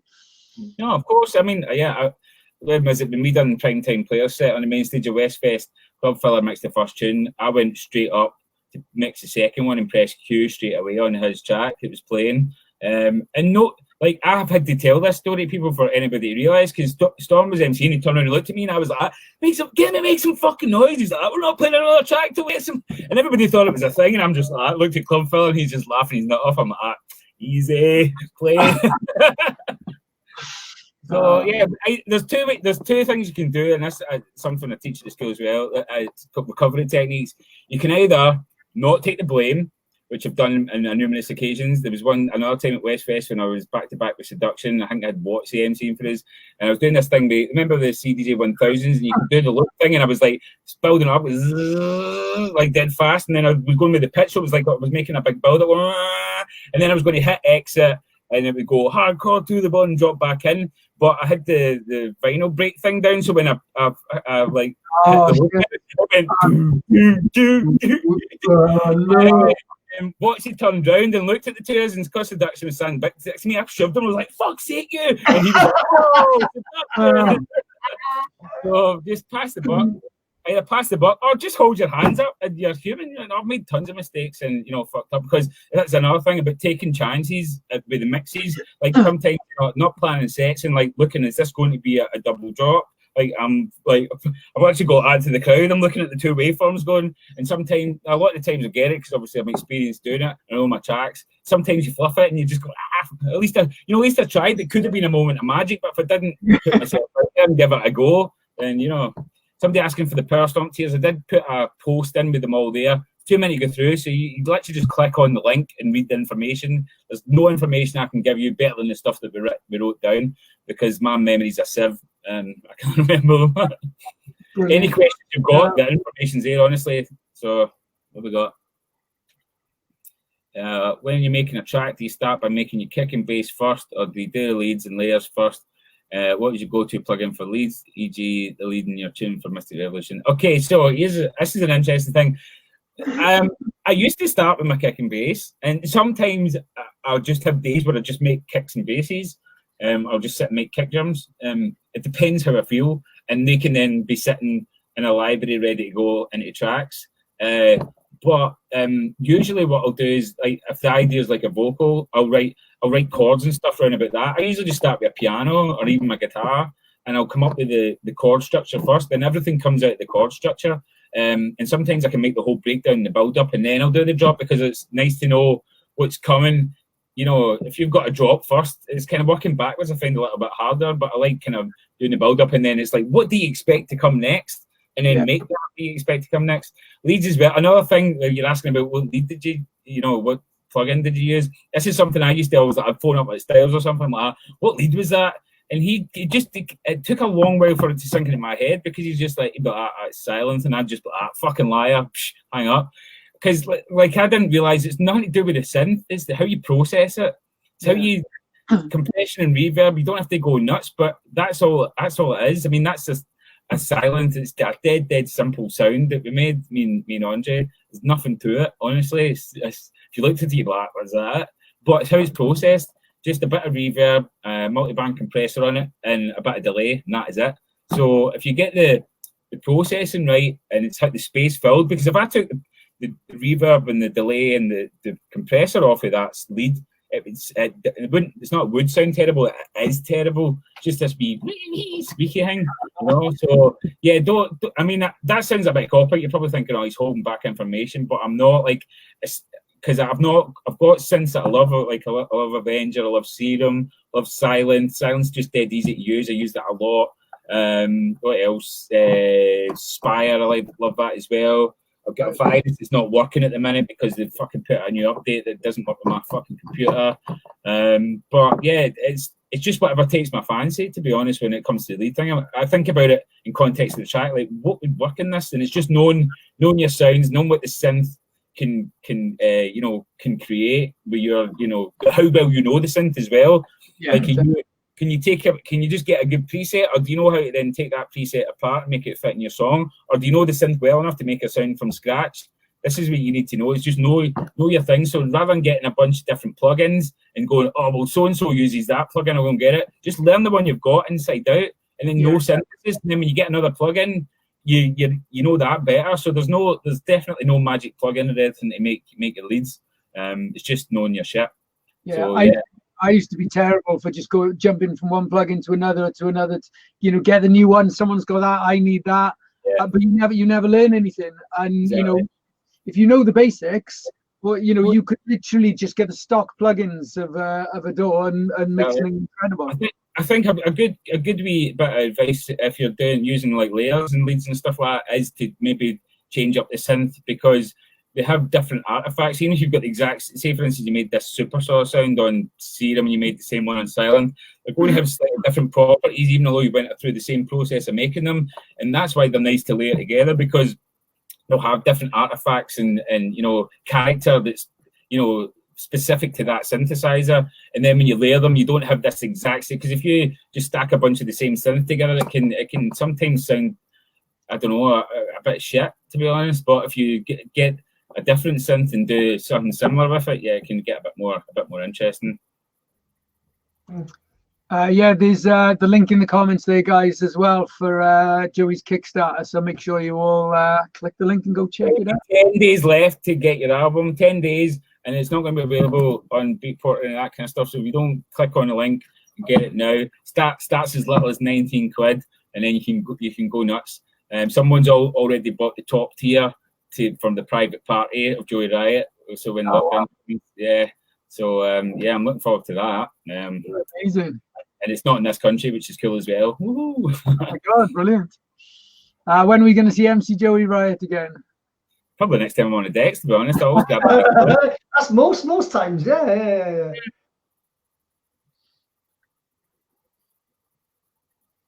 Yeah, that's what do you that's a good question. What do you think about that? About the how tracks have just, you know, you go back 5-6 years ago and you used to be able to mix tracks for like a minute or 2 minutes before it would get to the main part. Now it's like Audio Freak's the worst culprit. Some of his intros are like 15 seconds. Yeah, a lot of them are getting much shorter and shorter. And I think you need to. Me and Kutsky went in really in depth about this last night.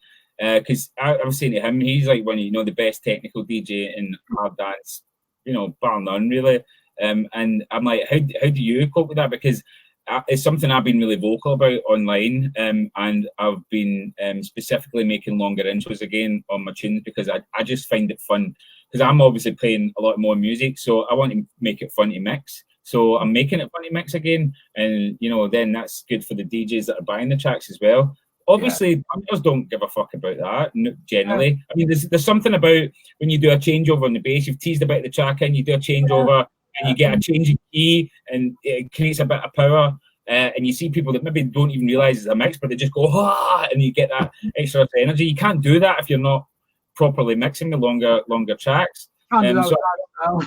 Yeah, so I mean, one of the things you can do, obviously, I think is important to do, but you can't do it with the big melodic hardstyle. There's just no fucking way that you can't double drop and stuff like that. But with reverse bass stuff, what I'll do a lot is I'll set cue points and stuff in the track, so I can be like flicking between drops and, you know, double dropping and stuff that way, and then you can actually have some fun mix. So there's ways around it, but the problem is that a lot of the producers that are at the top of the game, they're not DJs, so they don't really care, and they're making these like tiny little clap intros, so it makes it look like they're doing something. I think it's because this is from the producers that learn to DJ off the back of the production rather than the DJs that learn to produce after. So and see both sides of the argument. Like, you know, if you're concentrating solely on production, you've not, you know, went through the ringer DJing, you know, all sorts of places like, you know, we have been, you know, got a real apprenticeship in DJing and learn how to hold the crowd and you know, and beat match and, you know, and everything else. Like, you don't care too much about that. You're, especially playing on these huge stages, it's more about the show, and the tunes getting the reaction anyway. And again, the only thing the crowd care about is like hearing the best song in the right order. And that is the true art to DJing, like Kutsky said, you know, said last night. The true art to DJing is playing the next song that's the perfect song.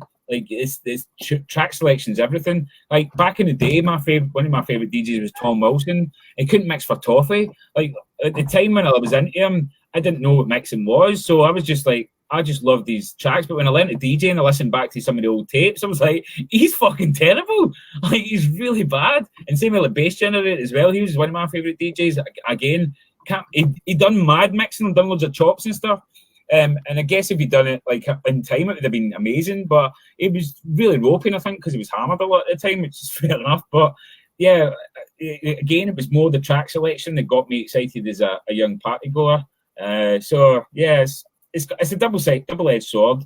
I think it's, as a producer, I want to make longer intros, but the DJs that play, this is the thing as well, you need to remember, when you're getting you're playing tracks from other artists as well. If you've got a really short outro, you know, like a 30, because this is the outros are getting shorter as well. There's just, when the main bit finishes, that's it, done. So if you've got a 64-bar intro or whatever, it's pointless having that, because where are you going to mix it? You know what I mean? You're going to be left with kind of dead air when one drops out and you've still got the beat going.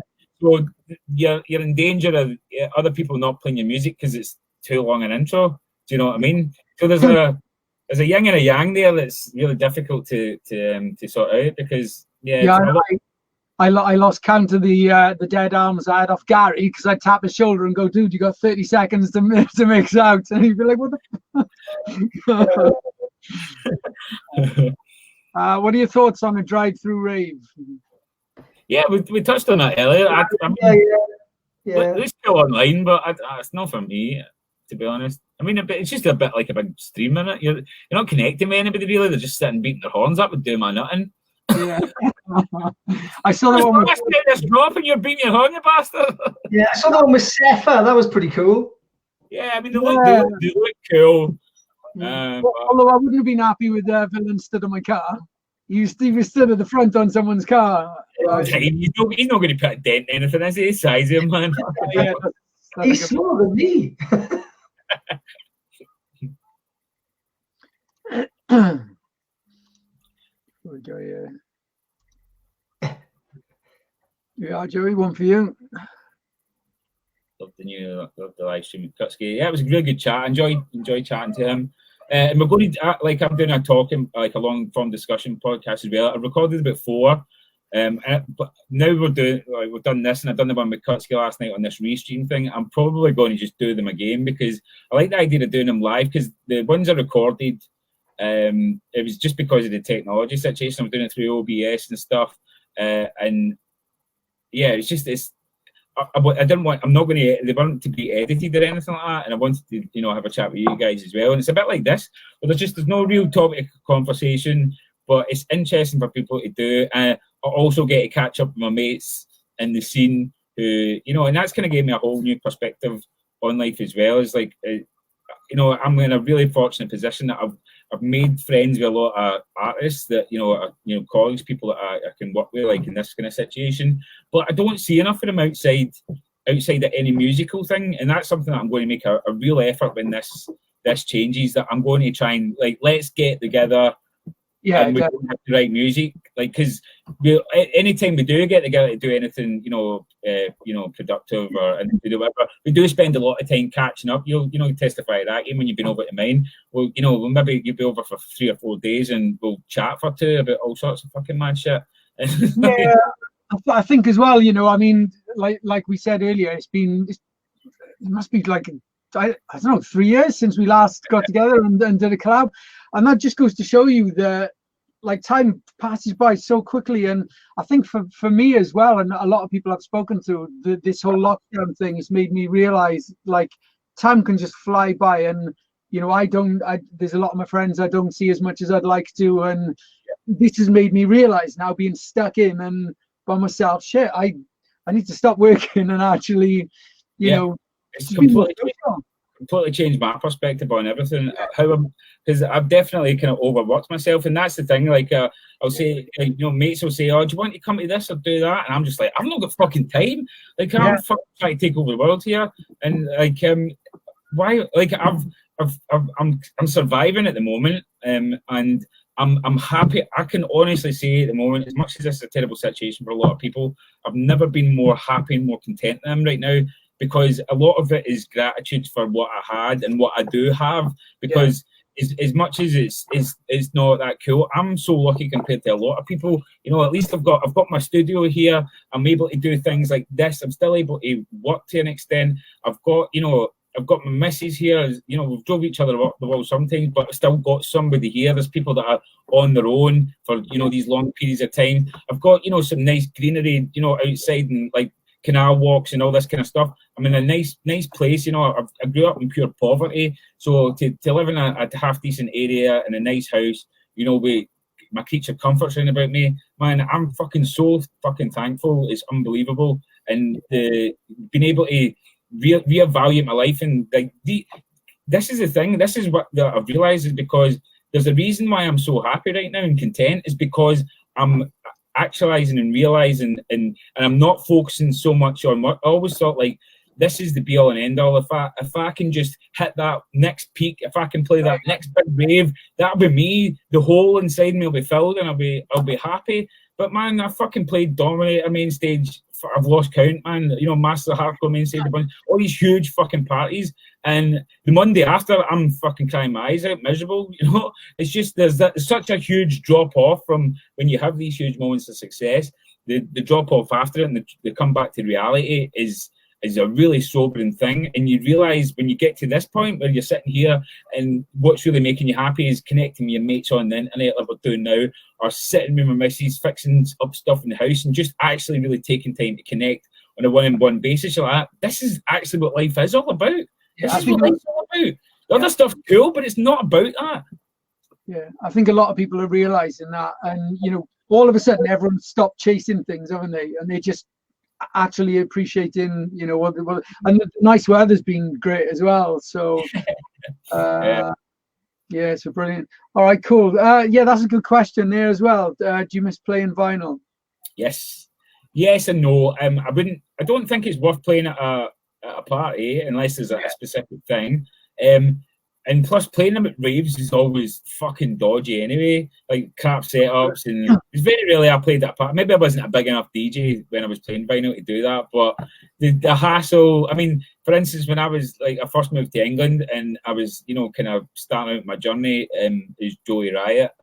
Like in the meantime, while I was trying to become a hardcore DJ, I would play at bars and clubs and stuff, and I would play for 6 and 7 hours at a time. And I'd have 2 record bags over each shoulder. I would have my Technics decks and 2 flight cases.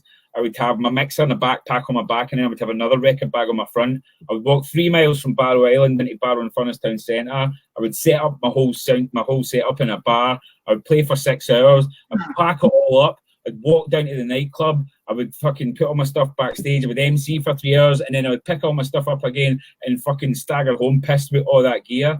And like, the thing is, it was my, you know, like my apprenticeship. I got, you know, earned my stripes, and I learned so much how to, like, you know, thing with a crowd. And but also it made me a humble person, because I worked hard from complete scratch to get to the level I'm at. And yeah, I do miss the tactile skill that comes with playing vinyl, because it is beat matching on vinyl is a pure skill. And the problem with beat matching on vinyl, I can't be Joey Riot if I do that, because I hate talking in third person. But me being Joey Riot, the DJ, I'm the guy that's crowd surfing and, you know, and climbing up on stuff and doing all that. The attention that you pay to vinyl when you're mixing, you can't really be that kind of artist, whereas the technology's taken some of that skill away. There's a lot of other stuff you can do though, because you're not paying it, having to, you know, bring it back and forward, keep it in. You've got it in time.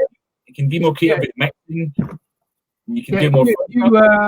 If you think back to the vinyl days, the majority, and I reckon like 98% of the DJs literally just stood there and mixed. Yeah. The DJs now, they've got more time to showboat and you know, I guess perform. So yeah, and that's why we became, like, you know, like you get superstar DJs and stuff, because they've become the rock stars of, you know, today's culture, where you're the focal point. Like, we discussed this last night. Like, when I started going out raving, people didn't look at the DJ. He was in the corner. Like, everybody would just dancing in different directions, man, giving it all that, you know, that it wasn't the thing. The music was important. I mean, I didn't care who was on. I mean, I seen Cal Cox at my first rave, and I had no idea until years later when somebody told me. I didn't give a fuck. I remember the first time we played Frantic in London, and when we found out where the booth was, it was at the back of the stage in the corner, and you couldn't even see it or see the DJ. So for our next gig for Frantic, Gary got them to build a booth at the front of the stage, and then they were like, "What?" He said, "No, seriously, you've got to do it." He said, "We're not playing back there. You can't see anything."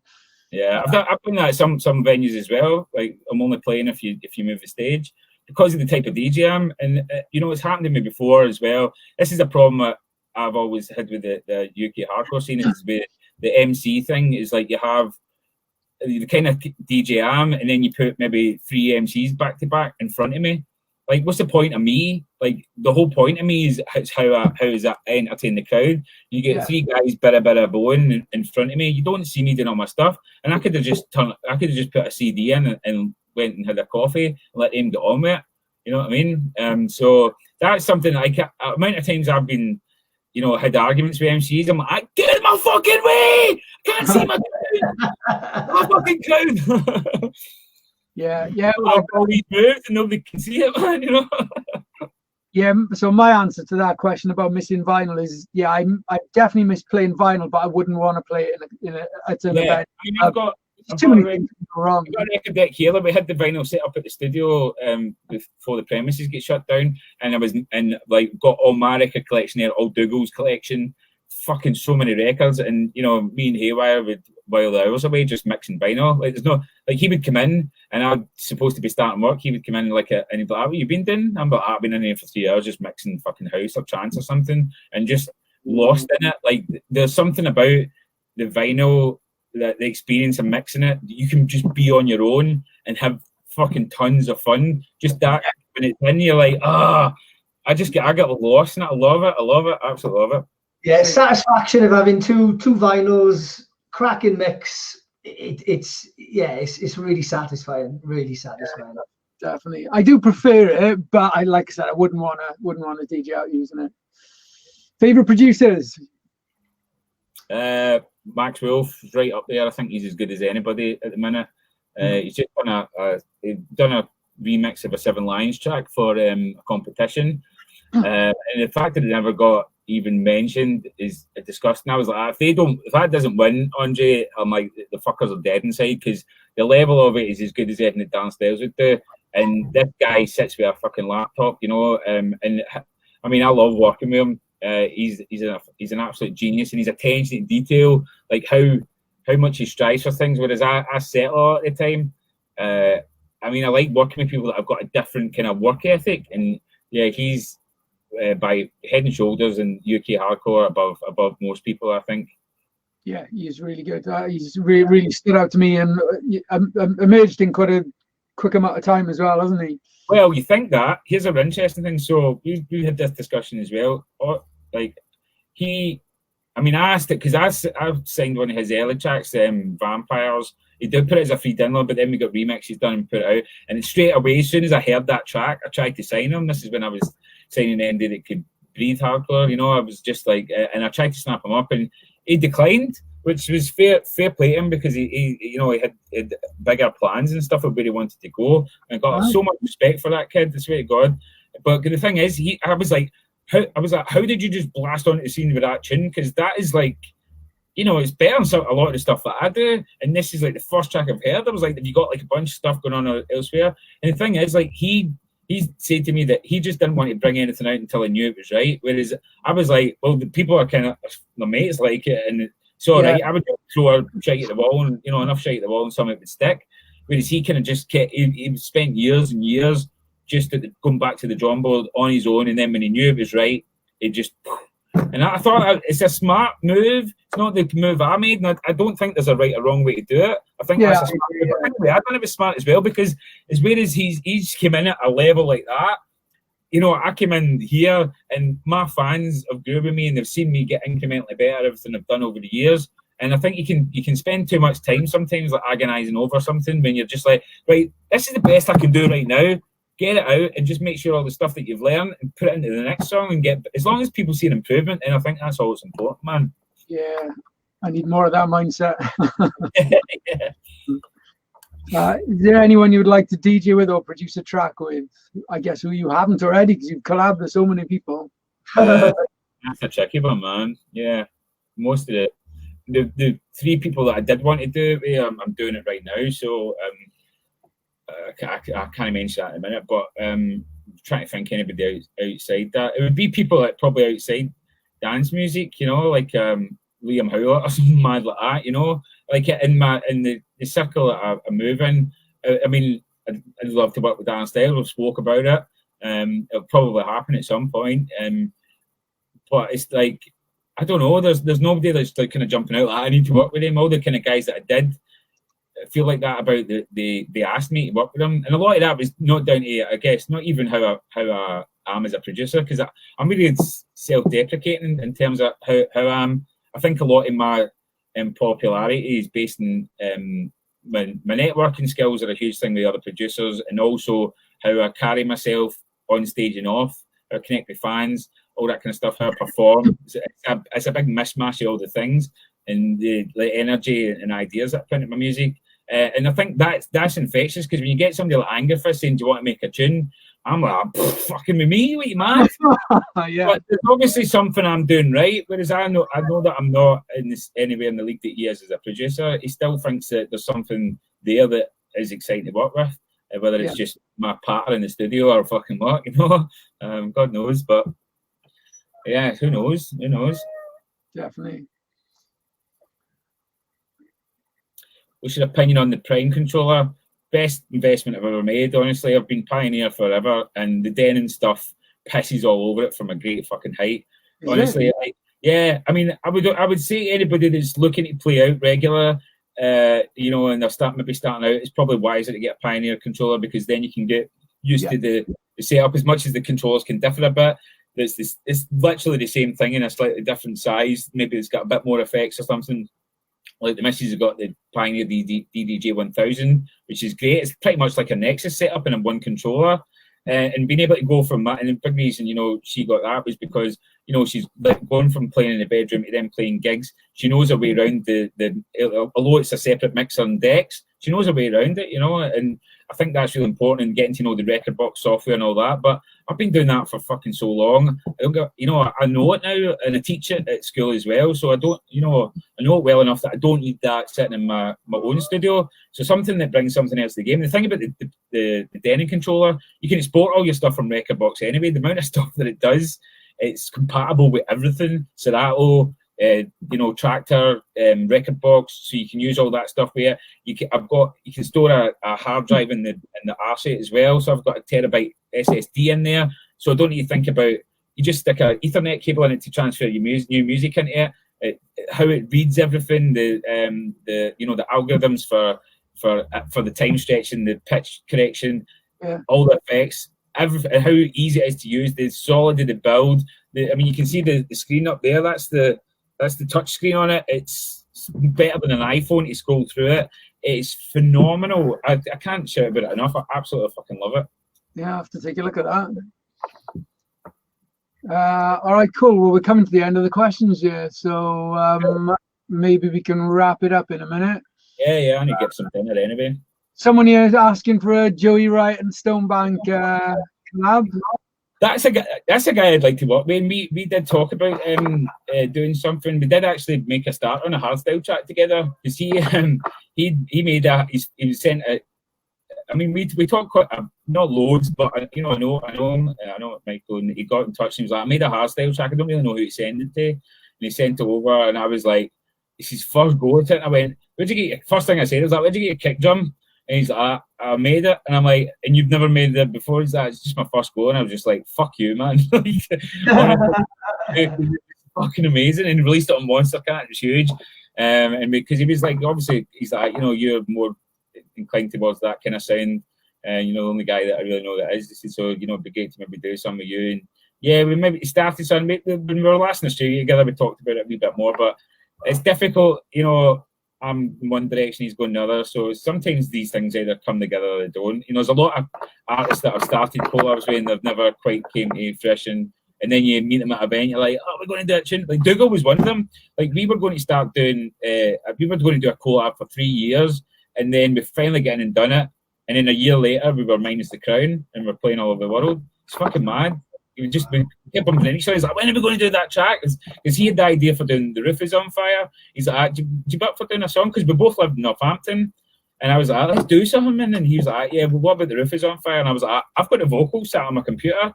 So 3 years it took for him to come to my house from round the fucking corner. And the track, and then we ended up working together all the time. So it's mad how it can work out or not work out. Yeah, definitely. All right, guys, cool. Well, I guess we'll leave it there, wrap it up. Nice one to everyone who joined us. Don't forget to check out that link for the Power Storm Kickstart as well in the comments.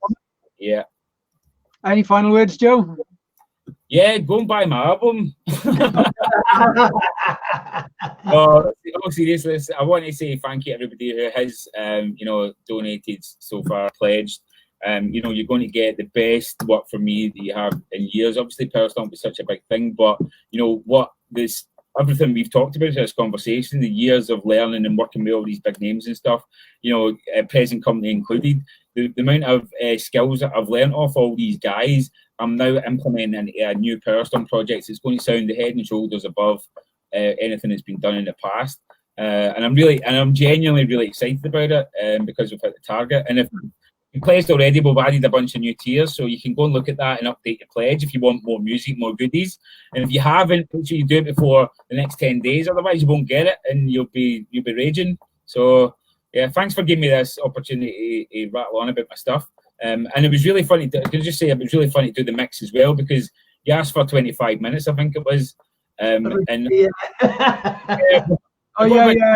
got a bit carried away because what I realised when I started putting the mix together, I was like, I wanted to, put as many of my own productions in as possible, because I usually, when I play a bunch of people's stuff. But I realised that there was a bunch of my stuff in the last year that I'd made across all the different, acts that I do, that I'm like, I've made a lot of music myself. Like I didn't realise I had enough for a full set that was, like what I thought was like my best stuff. So I was like, I'll just keep going, and if they take it, they take it. If they don't, I can edit it down. So it was really funny to do that, and also realise, like, man, because I'm always like, I'm not productive enough. And I looked at all that, because that's just the good stuff. There's a load of shite that went in the bin that I spent loads of time on, and I'm just like, it was a bit of, validation that I've done all right, in the last year. I'm like, I should be so hard on myself. And it was good to do a full production showcase. So the fact that you guys put that out and then we had this chat has been mega appreciated. So thank you. Brilliant, no worries. Any final words, Bill? No, thanks for tuning in. Great mix, Joe. And yeah, it must be great for you to just get all these aliases going on and to be able to do that one nice big mix and have a bit of everything there. Must be really good. Yeah. So no, pleasure to have you on. It was probably only in this show that I could have done it, because you guys are so, like we spoke about, we're really open-minded in terms of music. So maybe some other podcasts would be wanting a genre-specific one, do a DT one, or do a hardstyle one, or do. So yeah, that's kind of opened it up to be an actual possibility. So excellent. Yeah, and it was perfect timing as well, as it was six like half a year show. So it was a nice one to do an extra long one for that. 100%, yeah. It enabled us to do something a bit special for the 6 months, so it was cool. Yeah, very good. Guys, and congratulations on 6 months, and here's to another 60 years. I hope we're back here, when it's all over, and I look forward to meeting you guys in person again. Let's definitely do that when we catch up that's non-music related, and we just hang out, shoot the shit, and have some fun, because I really look forward to that if we could do that. 100%. What was really good, actually, a few years ago, we went for food for your birthday, didn't we? Was it before religion? And that was great. It was a good chance for everyone to sit down, have a chat, and I think we need to do more of that. Yes, definitely. All right, guys. Well, thanks for tuning in, and we'll see you all soon. See you on the next one. See ya. Thanks.